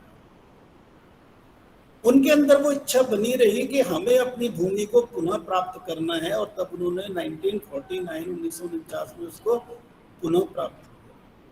104 देशों से लोग अपनी सब प्रकार की संपत्ति, सुख, वैभव सबको छोड़ करके उस रेगिस्तानी भूमि के अंदर पहुंच गए, उस डेजर्ट लैंड के अंदर पहुंच गए, जिसके अंदर उस समय तिनका भी उगना मुश्किल था। और वहीं भारत के एक ऐसे नेता हो गए जिन्होंने तिब्बत के ऊपर कहा कि यहाँ एक तृण का तिनका भी नहीं उगता, इसीलिए अगर वो भूमि हमसे चली गई तो क्या दिक्कत होगी। तो मान्यताओं का अंतर है। उन मान्यताओं को हम सबको विचार करना पड़ेगा। अभी मेरे को मैं कई बार जब इस विषय पर बोलता हूँ तो एक उदाहरण मैं देता हूँ। डॉक्टर संपूर्णानंद जी का उदाहरण है। डॉक्टर संपूर्णानंद जी नेशनल इमोशनल इंटीग्रेटेड कमेटी के चेयरमैन, इसके अध्यक्ष थे। उन्होंने बहुत दर्द के साथ, बहुत कष्ट के साथ कहा कि जब भारत के अंदर संविधान सभा के अंदर चर्चा हो रही थी, तो सब बातों पर छोटी से छोटी बात पर चर्चा हुई, लेकिन भारत का दर्शन क्या होना चाहिए, भारत को प्रगति किस आधार पर करनी है, भारत के विश्व के साथ संबंध किस मान्यताओं के आधार पर स्थापित होंगे। वो सांस्कृतिक संबंध होंगे, वो कूटनीतिक संबंध होंगे, वो राजनीतिक संबंध होंगे, वो व्यापारिक संबंध होंगे, उसके पीछे की भूमिका क्या होगी, इस विषय को लेकर के प्रश्न नहीं आए। इसलिए भारत का दर्शन ही निर्धारित नहीं हुआ, तो भारत की अर्थनीति किस आधार पर बनी है, भारत की सामाजिक संरचना कैसी होनी चाहिए, भारत का राजनीतिक स्वभाव कैसा बनना चाहिए, हमें विश्व के साथ किस प्रकार से संबंध रखने हैं, ये सारी की सारी बातें तय नहीं हो पाई। और मुझे लगता है जब हम अपने मूल से कटते हैं, जब हम अपने मूल की उपेक्षा कर देते हैं, कई बार मैं एक उदाहरण देता हूं, और वो मूल से कटने का उदाहरण किस प्रकार का है, तो बेंगलुरु के अंदर मुख्य स्थान के ऊपर एक बहुत बड़ा पेड़, बहुत बड़े तने वाला पेड़, ये अचानक एक हवा के झोंके में गिर गया। सबने उसको देखा, नजदीक से देखा, तो क्या पाया कि पेड़ तो बहुत बड़ा था, लेकिन उसकी जड़ों में दीमक लग गई थी। उस दीमक ने धीरे धीरे धीरे धीरे उसको इतना खोखला कर दिया कि उसको गिरना पड़ा, और जैसे वो अपने मूल से उखड़ा वो तुरंत सूख गया। और वहीं एक स्थान पर एक पेड़ जिसकी 10-15% जड़ें उस समय भी विद्यमान थी, उस समय भी उस पेड़ के साथ जुड़ी हुई थी, उस तने के साथ जुड़ी हुई थी, वो पेड़ आगे से पूरी तरह से हरा हुआ पड़ा, भले ही वो जमीन से। इसीलिए जब हम अपनी जड़ों से दूर जाते हैं, जिसके बारे में डॉक्टर संपूर्णानंद जी ने आग्रह किया कि हमको अपना दर्शन तो पहले तय कर लें, हम पहले ये तो तय कर लें कि हम लोग कौन हैं। अब हम अगर देखते हैं, हमारे संविधान के अंदर कहा गया हम भारत के लोग, हम भारत के लोग की जब चर्चा करते हैं तो भारत के लोग हैं कौन? वो भारत के लोग केवल और केवल जिन पर शासन होना वो केवल हिंदू हैं क्या? वो है कौन? उनमें अल्पसंख्यक बहुसंख्यक कैसे विषय खड़ा हो जाता है, इस प्रश्न को भी अपने को ढूंढना पड़ेगा, इसके प्रश्नों के उत्तर भी अपने को खोजना पड़ेगा। भारत के अंदर एक शब्द बहुत आग्रह पूर्वक स्थापित किया गया, जबरदस्ती स्थापित किया गया, और वो शब्द है धर्मनिरपेक्षता। ये धर्मनिरपेक्षता ये भारत के स्वभाव का विषय नहीं है, क्योंकि भारत थियोक्रेटिक कभी रहा ही नहीं है। कैसे हम कह सकते हैं कि भारत के अंदर धर्मनिरपेक्षता शब्द को हम उपयोगी ला सकते हैं? आप मेजिनी को पढ़िए, मेजिनी कहते हैं कि धर्म राजनीति का मुख्य आधार ही धर्म है। अब गांधी को पढ़िए, गांधी हमेशा धर्म की वकालत करते रहे कि राजनीति में धर्म होना चाहिए, राजनीति का भी अपना धर्म होता है। यानी हम जब विचार करने लगते हैं तो एक तरफ हम शोर मचा रहे हैं धर्मनिरपेक्षता धर्मनिरपेक्षता, और भारत के मूल चिंतन को समझना नहीं चाहते, तो कैसे चलेगा? तब फिर भारत अखंड कैसे होगा? इसलिए ऐसे अनेक प्रश्न हैं, चाहे वो सांप्रदायिकता का प्रश्न हो, चाहे वो अल्पसंख्यकवाद का प्रश्न हो, चाहे वो और जिसको कहेंगे धर्मनिरपेक्षता का प्रश्न हो, ऐसे सारे प्रश्नों के उत्तर हम सबको खोजने पड़ेंगे। उसके ऊपर एक व्यापक चर्चा की जरूरत है। अभी पूजनीय सरसंघ चालक जी का एक उद्बोधन हुआ जिसके ऊपर काफी चर्चा हुई, गाजियाबाद के अंदर एक पुस्तक का विमोचन था, उस पर डीएनओ को लेकर के और लिंचिंग विषय को लेकर के काफी चर्चाएं, गर्मा गर्म बहसें भी हुई। लोगों ने पूजनीय सरसंघ चालक जी को भी कुछ ना कुछ सिखाने की सोच रखी, लेकिन उसके अंदर उन्होंने कहा कि खरी खरी बातों पर अपने को खरा खरा विचार करना पड़ेगा। परिस्थिति से भागना परिस्थिति का हल नहीं है, परिस्थिति के बीच में खड़े होकर के उस समस्या को समाधान की तरफ प्रेरित करना, ये उसका हल होता है। इसीलिए हमको क्या करना है, भारत की मुख्य आइडेंटिटी हिंदू है, और इससे भागने की जरूरत नहीं है, इससे बचने की जरूरत नहीं है। हमने जब इससे बचने का प्रयत्न किया तो हमारा 2700-2800 साल का जो इतिहास है, जो महाभारत से लेकर के और अलक्षेंद्र तक का इतिहास है, सिकंदर तक का इतिहास है। आज अभी दोपहर में भी एक गोष्ठी के अंदर मुझे जुड़ने का अवसर मिला, वहां मुझे ध्यान में आया कि वो कहते हैं अलक्षेंद्र कितने महान थे। अरे भैया क्या बातें करते हो, भारत का इतिहास किस प्रकार का हो गया? वो कह रहे हैं 1857 ये विद्रोह था, ये गदर था, ये कहने की स्थिति क्यों बनी हुई है अभी भी स्कॉलर्स की? अभी भी क्यों नहीं हमारे मन में स्पष्ट होता कि ये सब स्वतंत्रता संग्राम थे? भारत का 2700 साल का जो वैभवकालीन इतिहास है उसकी हमने कभी चर्चा ही नहीं की, उसको कभी हमने खोजने का प्रयत्न ही नहीं किया। जो इतिहास हमको उपलब्ध करा दिया गया उस इतिहास को हमने माना और बाकी सबको मिथ कहना शुरू कर दिया। इसलिए महाभारत भी मिथ हो गया, रामायण भी मिथ हो गया, वेद पुराण उपनिषद सब मिथ हो गया। ये कैसे हो सकता है जी? हमको इस सबको समझना पड़ेगा, ऐसे सारे प्रश्नों के उत्तर खोजने पड़ेगा। अगर भारत को अखंड होना है तो वास्तव में उसके अंदर कुछ लोगों के विचार करने से नहीं चलेगा। परम पूज्य श्री गुरु जी संघ के द्वितीय सरसंघ चालक हुए, कई बार मैं उनकी बात को कोट करता हूँ इस विषय पर। उन्होंने कहा किसी भी राष्ट्र की रक्षा और किसी भी राष्ट्र की सीमाओं की रक्षा और उसका विस्तार, वहां उपस्थित समाज जो होता है, वहां रहने वाला जो समाज होता है, उसकी पराक्रम करने की इच्छा और उसको पुनः प्राप्त करने की इच्छा शक्ति पर निर्भर होता है। तो वास्तव में आज अपने समाज में केवल ये मात्र संकल्प शब्दों तक सीमित ना रहे, लोगों की आकांक्षा यानी जनाकांक्षा बननी चाहिए। समाज की जनाकांक्षा बननी चाहिए। हर स्वर में ये विषय आना चाहिए, हर स्वर में ये विषय जाना चाहिए कि हम निश्चित ही अपनी उस भूमि को प्राप्त करें। अब इसके अंदर प्रश्न हो सकता है कि अगर इतने करोड़ मुसलमान हैं, इससे समस्या है तो इतने करोड़ मुसलमान हो गए, तो फिर इसके लिए क्या करना पड़ेगा? हिंदू समाज को और ज्यादा शक्तिशाली बनना पड़ेगा, और ज्यादा सामर्थ्यशाली बनना पड़ेगा। इसके अंदर दो बातों का भेद अपने को करना पड़ेगा। एक है सांस्कृतिक रूप से भारत का विस्तार, वैचारिक पृष्ठभूमि पर भारत का विस्तार, और दूसरा है राजनीतिक पृष्ठभूमि पर भारत का विस्तार।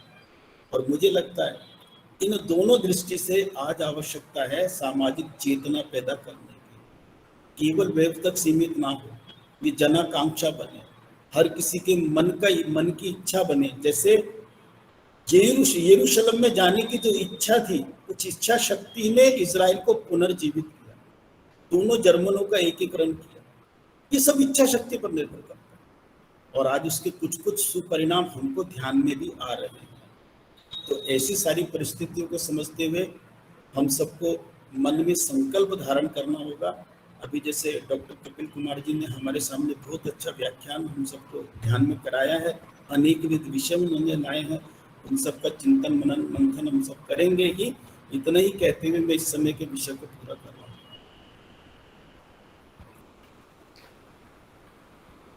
धन्यवाद। अब जिज्ञासा समाधान के लिए, जिज्ञासा समाधान का समय है। चैट बॉक्स में एक प्रश्न आया है जिसके बारे में मैं कहूंगा, और जिन्हें भी पूछना है वो हैंड रेज करेंगे तो फिर उनको प्रश्न पूछने के लिए कहा जाएगा। एक प्रश्न विवेक जी का आया है। विवेक जी का प्रश्न है, हालांकि ये गंभीरता से पूछा वो प्रश्न है या नहीं। हमें अखंड भारत की परिकल्पना को साकार करने के लिए सर्वप्रथम किस खंड को पुनः विलय करना पड़ेगा? तो ये कपिल जी से पूछना है, और हैंडरेज करेंगे तो फिर हैंडरेज वाले श्रोता बंधु के प्रश्न को वो खुद भी कर सकते हैं।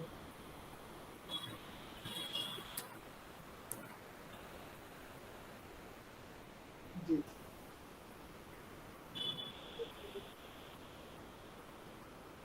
मैं प्रश्न दोबारा बोलूं ना?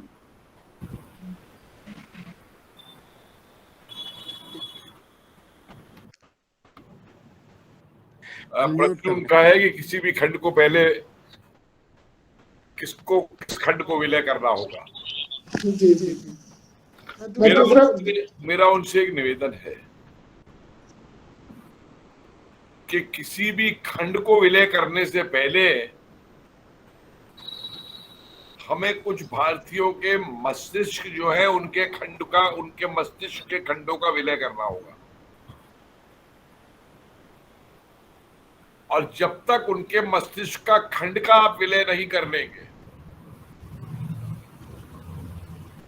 तो वो कभी जाति कभी वो उठा के लाते हो चले जाए। हम बात कर रहे हैं अखंड भारत बनाने की, हम बात कर रहे हैं भारत को जोड़ने की,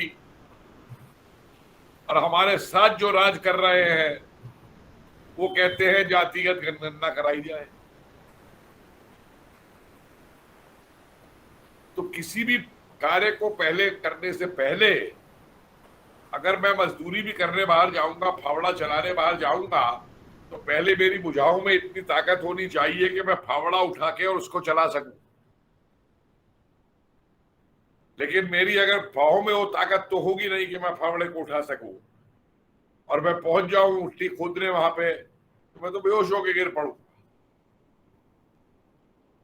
तो सबसे पहले भारत को शस्त्रों के क्षेत्र में, हमारी आर्मी के क्षेत्र में, हमारी आर्थिक नीति के क्षेत्र में, हमारी आत्मनिर्भरता के क्षेत्र में, जब तक हम एक नहीं बना लेते, क्योंकि हमारी वो उस मानसिकता का आप क्या कर लेंगे कि गणेश जी और लक्ष्मी जी की मूर्ति भी हम चीन में बनी हुई खरीदना पसंद करते हैं। कितने लोगों ने आवाज उठाई उस समय के ये सब मत करिए। जो मैं मानसिक उसकी बात कर रहा हूं, मानसिक गुलामी की,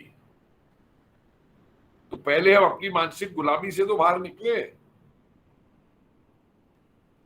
समझिए तो सही कि भारत क्या है। और उसके लिए माफ कीजिए, किसी खंड को भी मिलाना होगा तो सबसे पहले तो कश्मीर को ही वापस लेना होगा। लेकिन वो खंड हमारा जो है वो गांधी जी का चरखा चलाने से नहीं मिलेगा, गांधीवाद करने से नहीं मिलेगा। इस पूरे देश के अंदर घर घर में चरखा चल रहा था जब हमें गुलाम बनाया गया। घर घर में चरखा चलता था जब हम पे आक्रमण होते थे। तो हमें उस वापस चरखे में मत ले जाइए। अगर जरूरत है जो हमारी आत्मनिर्भरता के लिए, उस गांधीवाद का इस्तेमाल करिए, लेकिन हमारी विदेश नीति और देश के अंदर बसा हुआ जो अही है, जो दुश्मन है हमारा, उनसे निपटने के लिए हमको गांधी जी का चरखा नहीं बल्कि एक सुदर्शन चक्र चाहिए। मुझे दुनिया का कोई भी ऐसा देश दिखा दीजिए, चाहे वो अमेरिका हो, चाहे रूस हो, चाहे चीन हो, या फ्रांस हो, या इंग्लैंड हो, जिन्होंने अपनी आर्थिक संपन्नता हासिल की हो लेकिन अपनी सुरक्षा को एक तरफ छोड़ दिया। हमको कुछ मानसिकताएं अपनी बदलनी होंगी। हम पे क्या नहीं था, हम पे तो बहुत सोना था। आर्थिक दृष्टि से हम इतने समृद्ध थे कि हम अपना सारा सोना जाके मंदिरों में चढ़ाया करते थे। लेकिन उन मंदिरों की रक्षा के लिए हमें फौज नहीं बनानी थी। इतिहास से कुछ सबक सीखिए, उन सबकों को सीख के आगे चलिए। मोदी जी ने एक बड़ी अच्छी बात कही थी 2014 में प्रधानमंत्री बनते ही, कि मंदिरों के अंदर भी जो सोना है और वो है उसे प्रोडक्टिव उसमें लगाना चाहिए। तो लोगों ने चिल्लाना शुरू कर दिया था। और आज जो स्थिति है, माफ कीजिए, अखंड भारत और दूसरे प्रदेश को लाने की बात तो बाद में होगी, लेकिन अगर आज हम समझते हैं कि हिंदू धर्म भी केवल मंदिर में जाके घंटी बजाने से और तिलक लगाने से बच जाएगा, तो इस गलतफहमी से बाहर निकल जाएगी। हो सकता है मेरी बात कुछ लोगों को पसंद ना आए। हम आज बात कर रहे हैं अखंड भारत की। रोज धार्मिक परिवर्तन इस देश में हो रहे हैं। कुछ तो सामने आ गए हैं, और जो चुपचाप हो रहे हैं, जो डिक्लेयर तक नहीं होते, उनकी क्या मानसिकता या उनकी क्या आस्था जो है वो भारत के साथ होगी। और किस बात की हम शिकायत करें? उनका जो वो पादरी जी है और उनके जो मौलाना है, वो दिन भर पब्लिक के बीच में घूमते रहते हैं जाके। हमारे पंडित जी को फुर्सत नहीं है कि वो मंदिर से बाहर निकल के आसपास की गली में भी देख ले कि हमारे किसी हिंदू को क्या कष्ट है और उसके कष्ट को दूर करने की बात कर सके। तो समय के अनुसार बहुत चीजें हमें परिवर्तित करनी होगी अगर हमें सशक्त होकर आगे बढ़ना है। और नहीं तो वही हाल हो जाएगा। मैं पीछे उस दिन वो पढ़ रहा था चाचनामा, सिंध के ऊपर जब पहला आक्रमण हुआ कि भाई क्यों हम हार गए इतनी सेना और इतना सब कुछ होते हुए। तो देखा जी, एक जोशी ने भविष्यवाणी कर दी कि अब तो यहाँ पे जो है इस्लाम का राज होगा सिंध के अंदर। तो जितने उस समय के बड़े बड़े व्यापारी थे और वो सब थे, वो राजा दाहिर का साथ छोड़ करके मीर कासिम के यहाँ जाकर के माथा टिका के बैठ गए।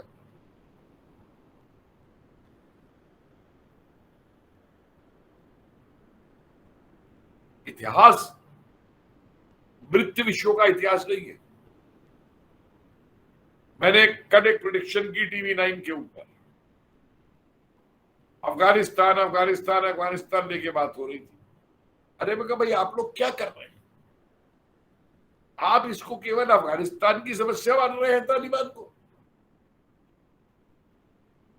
ये तो वो कार्यक्रम है जो आईएसआईएस ने हरा नक्शा बनाया है सीरिया से लेकर के और बर्मा तक का।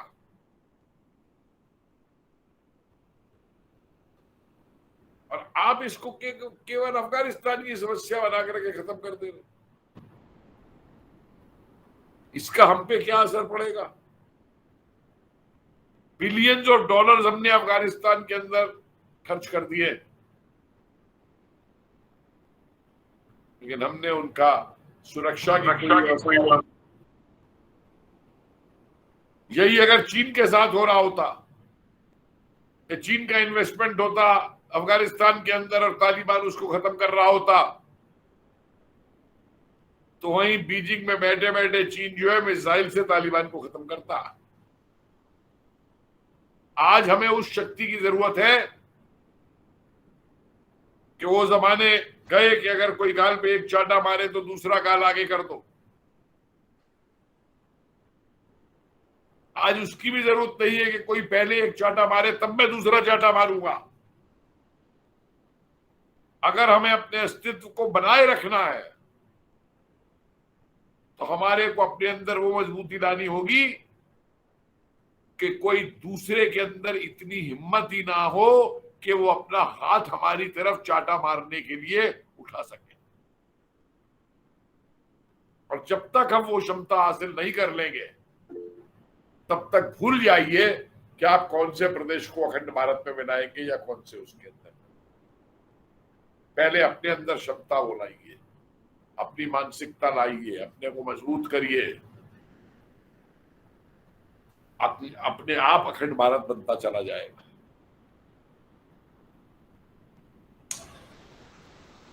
धन्यवाद भाई साहब आपका, धन्यवाद। अब दूसरा प्रश्न आया है आदरणीय राकेश जी पांडे सर का।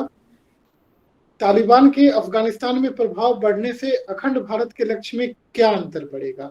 यह प्रश्न आदरणीय राकेश जी का। अंतर पड़ेगा भाई साहब, अफगानिस्तान को यहां मिलाने की बात तो दूर छोड़िए, अखंड भारत में 2 महीने इंतजार कर लीजिए कि जितना तालिबान है ये आपके दरवाजे पे खड़ा हुआ मौजूद होगा। और केवल कश्मीर की तरफ से नहीं होगा, ये गुजरात से भी आएगा और ये राजस्थान से भी आएगा और ये पंजाब से भी आएगा। मेरे इन शब्दों को आज याद रखिएगा। जब ये ड्रोन चले थे ना उज्बेकिस्तान के युद्ध के अंदर, तब मैंने एक डिबेट में कहा था कि चिंता मत कीजिए, ड्रोन अभी आने वाला है हमारे यहां भी बॉर्डर के ऊपर। और मैंने तो 6 महीने गए थे, वो 2 महीने में ही आ गया। हम लोग ये सोच रहे हैं कि हम अखंड भारत बनाएंगे और जो हमारे ऊपर हमला होने वाला है उसके लिए हम अपने आप को कितना मजबूत कर रहे हैं। जब तक हमारे में खुद में मजबूती नहीं होगी, जो मैं बार बार कह रहा हूं, भूल जाइए अखंड भारत के सपने को। बुरी बात हो सकता है बहुत लोगों को बुरी लग रही हो, लेकिन अखंड भारत जो है केवल भाषण देने से या मानसिक दिमाग के अंदर रखने से नहीं बनेगा। आप बात करेंगे अखंड भारत बनाने की और आप बात करेंगे फॉरेन डायरेक्ट इन्वेस्टमेंट की भारत के अंदर, आप बात करेंगे विदेशी कंपनियों को यहां की इकोनॉमी देने की सारी, कि जिस दिन चाहे वो मुंबई के शेयर मार्केट में इन्वेस्ट कर दे और कल को उन्हें लगता है कि हांगकांग के शेयर मार्केट में फायदा हो रहा है तो एक रात में यहां से पैसा निकाल के वहां डाल दे। क्या अखंड भारत जो है केवल ये क्षेत्रीय कल्पना है कि हमारा इस क्षेत्र में अधिकार हो जाए? उस क्षेत्र में कैसे आप रहेंगे, कैसे उस क्षेत्र के ऊपर आप शासन करेंगे? क्या आप में क्षमता होगी कि उस क्षेत्र को आप अपने अंदर बना के रखे रहे? इसको पूरे विस्तृत उसके साथ सोचिए अखंड भारत की परिकल्पना को। इसको केवल इस विचार पे हवा में मत छोड़ दीजिए कि हमें उस क्षेत्र को लेना है या हमें उस क्षेत्र को लेना है। क्षेत्र तो बहुत से देशों ने, सिकंदर भी जीतता चला आया था हिंदुस्तान तक, ग्रीस से क्या हुआ? क्षेत्र तो हिटलर ने भी बहुत सारे जीत लिए थे, अंग्रेजों ने भी सारी दुनिया पे राज कर दिया था।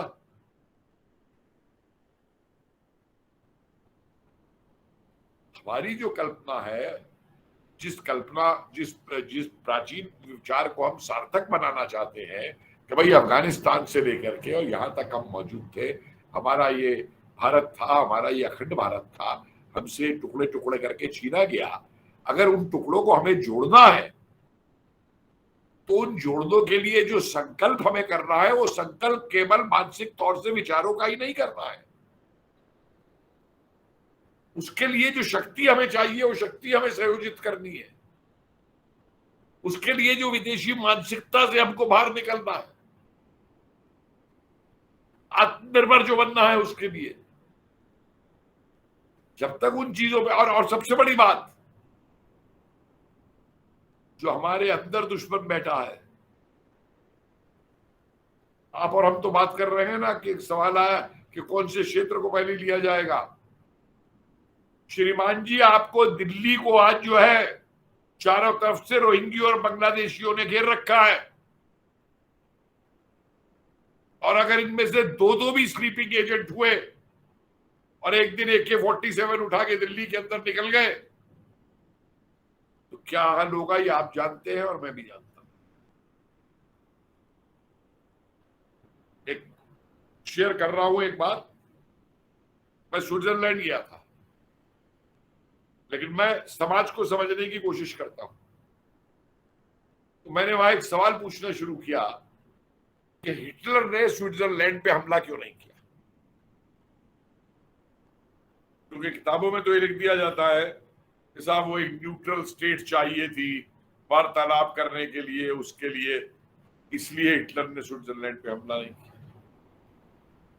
और जो कारण मुझे मिले वो कारण बिल्कुल दूसरे अलग थे। स्विट्जरलैंड के अंदर हर घर के अंदर एक बंदूक थी और हिटलर जानता था कि अगर स्विट्जरलैंड पे हमला करता है तो वो अपनी सेनाओं को स्ट्रीट फाइट्स में घरों के अंदर फंसा देगा, गांव के अंदर, और मिलने वाला कुछ नहीं। और स्विट्जरलैंड से उसे कोई डर था नहीं, स्विट्जरलैंड तो उस पर हमला नहीं करना चाह रहा था। तो पहले विस्तार आगे ले जाने से पहले मैंने लिख के प्रस्ताव भेजा पीएमओ के अंदर कि लद्दाख से लेकर और अरुणाचल तक जो हमारे प्रदेश हैं, यहां पे जितनी सिविलियन पॉपुलेशन है उस सबकी मिलिट्री ट्रेनिंग कराई जानी चाहिए अपने रिटायर्ड फौजियों के द्वारा। वहां हमारा कोस्टल एरिया इतना बड़ा है कि हम कितनी भी सशक्त नेवी बना लें, अगर कहीं पनडुब्बी से लोग उतार दिए गए, जैसे वो कसम उतर गया था और वो उतर गए थे, हम कहां का रक्षा करेंगे? उसके लिए जरूरत है कि जो लोकल हमारी जनता है वहां पे, उसको मशीन गन की, उसको राइफल की ट्रेनिंग होनी चाहिए, जो हम उसको बचा सके। मैं आक्रामक नहीं कर रहा हूं, अभी सिर्फ सुरक्षात्मक बात कर रहा हूं। हमको अपनी देश की जनता को एक बात समझानी होगी कि आज मेरा संविधान, मेरी आजादी, मेरे अधिकार, अगर इनकी रक्षा हो रही है तो इनकी रक्षा, इस प्रजातंत्र की रक्षा इसलिए हो रही है कि हमारा जवान सियाचिन में खड़ा होकर के और हमारा जवान रन ऑफ कच्छ में खड़ा होकर के और गलवान में खड़ा होकर के हमारे झंडे और हमारे संविधान को बचा रहा है।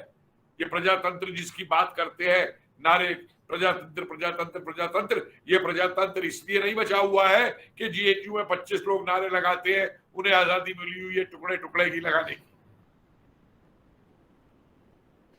और सबसे पहले हमको अपने अंदर झांकना होगा कि हम दोबारा ऐसी गलतियां ना करें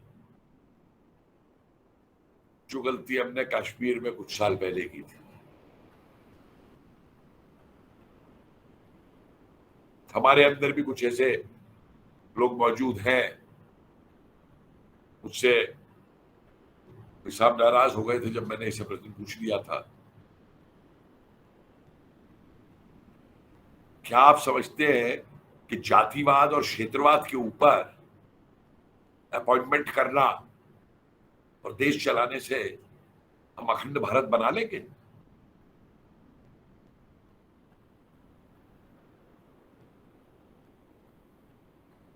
बहुत अनुभव के बाद इस बात को कह रहा हूं।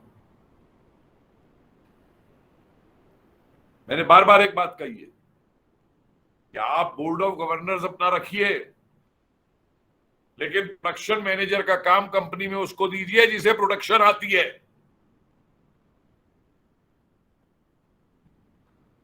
अगर प्रोडक्शन करवानी है तो आज कितने साल हो गए मुझे बताइए, हमने कितने इतिहासकार पैदा कर दिए जो इनका जवाब दे सके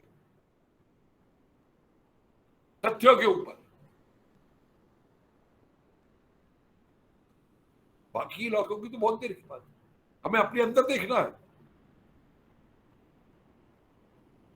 मैं उस राष्ट्रवाद को राष्ट्रवाद नहीं मानता कि दिन भर मैं टैक्स की चोरी करूं या कुछ करूं, कम तोलूं या बेईमानी करूं और शाम को मैं झंडा उठा लूं और कहूं जी मैं राष्ट्रवादी हूं।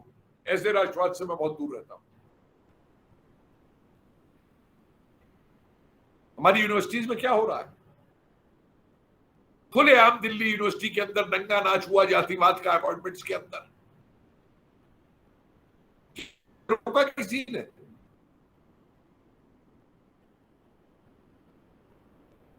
तो हम लोग अखंड भारत की बात कर रहे हैं, लेकिन जो भारत हमें मिला हुआ है उस भारत को तो हम वो बना ले जो भारत बनाना चाहते हैं। आज आपके यहां एक खुलेआम की मैं कह रहा हूं, कल्चर मिनिस्ट्री में एक सेक्रेटरी साहब बैठे हुए हैं जिन्हें रिटायरमेंट के बाद लाया गया है। प्रधानमंत्री का बेवकूफ बना रहे हैं और पूरे देश का बेवकूफ बना रहे हैं, लेकिन क्योंकि जातिवाद है इसलिए उन्हें कोई नहीं हटा सकता।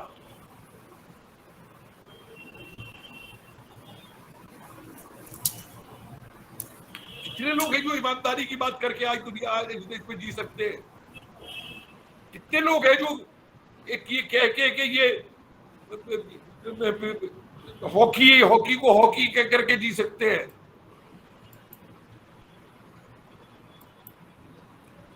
पहले हम अपने आप को सुधारें। मुझे लगता है डॉक्टर साहब ध्यान में आ गया है विषय। डॉक्टर कपिल कुमार जी, मुझे लगता है विषय लगभग जितना आप रखना चाहते थे उस हिसाब से उस प्रश्न के उत्तर में आ गया है। आगे भी चर्चा होती रहेगी अभिषेक जी, क्योंकि समय की भी अपनी सीमा होती है। मुझे लगता है कि विषय को जरा, क्योंकि नए नए आयाम डॉक्टर साहब ने उठाए हैं हमारे सामने, स्वाभाविक बहुत। अजय जी, क्योंकि मैं अपने लोगों में बैठा हूँ इसलिए मैं ये बोल रहा हूँ। बाहर के लोगों में बैठा होता तो मैं नहीं बोलता। डॉक्टर साहब आपका स्वागत। बाहर के लोगों में बैठा होता तो नहीं बोलता। डॉक्टर साहब मैंने कहा लेकिन अपने लोगों में तो स्पष्टवादिता का मौका मिला। बिल्कुल बिल्कुल डॉक्टर साहब बिल्कुल रखेंगे। तो अभी क्योंकि हमारी अगली बैठक भी है इसी के बाद, तो मैं डॉक्टर साहब को, क्योंकि उन्होंने इतने सारे विषय हमारे सामने रखे और हमारे लोगों ने नोट भी किए होंगे, हम कभी अलग अलग विषयों को लेकर के भी, क्योंकि आपका बहुत गहन अध्ययन है, 45 साल का तो आपका इतिहास अध्ययन है, मुझे लगता है कि ऐसे अलग अलग विषयों पर डॉक्टर साहब को पुनर्आमंत्रित करेंगे। और मुझे अंदर से इस बात का है भी कि डॉक्टर साहब भी हमको उस प्रकार का समय और अपनापन जैसा आज उन्होंने दिया है तो देंगे भी। ठीक है अभिषेक जी, आगे बढ़ाइए। जी जी जी, धन्यवाद। आगे की जिज्ञासा समाधान के लिए इंद्रप्रस्थ अध्ययन केंद्र से आप हमेशा जुड़े रहेंगे। अब धन्यवाद प्रस्ताव के लिए मैं माननीय ओंकार जी को आमंत्रित करता हूँ। माननीय ओंकार जी।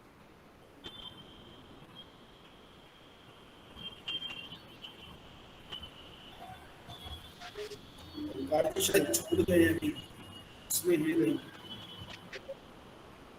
जी तो रामचंद्र जी कर सकते, रामचंद्र जी कर सकते हैं। माननीय रामचंद्र ओंकार जी आ गए हैं, ओंकार जी आ गए। जी जी जी, बहुत ही गंभीरता के साथ माननीय कपिल कुमार जी का उद्बोधन मिला और इस वेबिनार में आपका जो यह सानिध्य मिला अतुलनीय। हम आपका आभार व्यक्त करते हैं कि आप अपना महत्वपूर्ण समय दिए और हमारे इस केंद्र की गरिमा बढ़ी। दूसरा, अपने माननीय अजय जी ने जो आपने जो हमें मार्गदर्शन किया और उसका पाथेय दिया, अजय जी ने, हम उनका भी आभार व्यक्त करते हैं कि हमारे इस अभी नए जो अपना केंद्र बना है द्वारका केंद्र में और उसका पाथेय मिला, हम आपका भी आभार व्यक्त करते हैं। सभी जुड़े हुए समस्त लोगों को, जो बुद्धिजीवी लोग और अपने अपने क्षेत्र के विद्वान, या यूँ कहा जाए जो भी व्यक्तित्व यहाँ जुड़ा वो अपने आप में एक इंस्टीट्यूशन है, सब लोग जुड़े, इस कार्यक्रम की गरिमा बढ़ाए। इसलिए अतः हम आप सबका आभार व्यक्त करते हैं। विशेष रूप से जो सरस्वती वंदना करी 2 बच्चियों का, उनका भी उत्साहवर्धन हो, इसलिए उनका भी विशेष से आभार व्यक्त करते हैं। और अब आगे के लिए मैं माइक आगे देता हूँ अभिषेक जी को। धन्यवाद। धन्यवाद। अब कल्याण मंत्र के लिए मैं श्रीमान विशाल योगी जी को आमंत्रित करूंगा। उसके बाद सभी श्रोता बंधु लीड कर सकते हैं। लेकिन एक सूचना मुझे कहनी है कि केंद्र के प्रांत व समूह श्रेणी गतिविधि आदि के प्रमुख और सह प्रमुख अपनी टोली के साथ कल्याण मंत्र के बाद 5 मिनट के अंतराल के बाद इसी लिंक पर जुड़ेंगे। अभिनव जी, एक रिक्वेस्ट कर सकता हूँ 1 मिनट की? जी। मेरा आप सबसे एक निवेदन है कि कल 15 अगस्त के दिन जिस समय हम राष्ट्रगान गाएं, राष्ट्रगान से पहले तो शुभ सुख चैन असली राष्ट्रगान था। जी। अखंड भारत की आजाद हिंद सरकार ने राष्ट्रगान अपनाया था। हम अखंड भारत की बात करते हैं, तो उस राष्ट्रगान को, शुभ सुख चैन को जो है उसका कम से कम एक अंतरा जो है आप लोग गा करके और सोशल मीडिया पे जरूर पोस्ट करिए और गाइए। ठीक है डॉक्टर, ठीक है। धन्यवाद। कल्याण मंत्री के लिए श्रीमान विशाल योगी जी।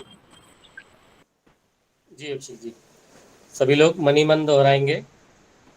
सर्वे भवन्तु सुखिनः, सर्वे सन्तु निरामयः, सर्वे भद्राणि पश्यन्तु, मा कश्चित् दुःखभाग् भवेत्। चैनल्स को तो दे चुका हूँ ऑलरेडी। ओम शांति शांति। नहीं, मेरे पास वीडियो तो बना हुआ नहीं। जी नमस्कार सभी को नमस्कार। और सभी लीड कर सकते हैं। फिर 5 मिनट के बाद हम लोग। नहीं बेटा, कोई वेबिनार 6:30 बजे से फिर वेबिनार है।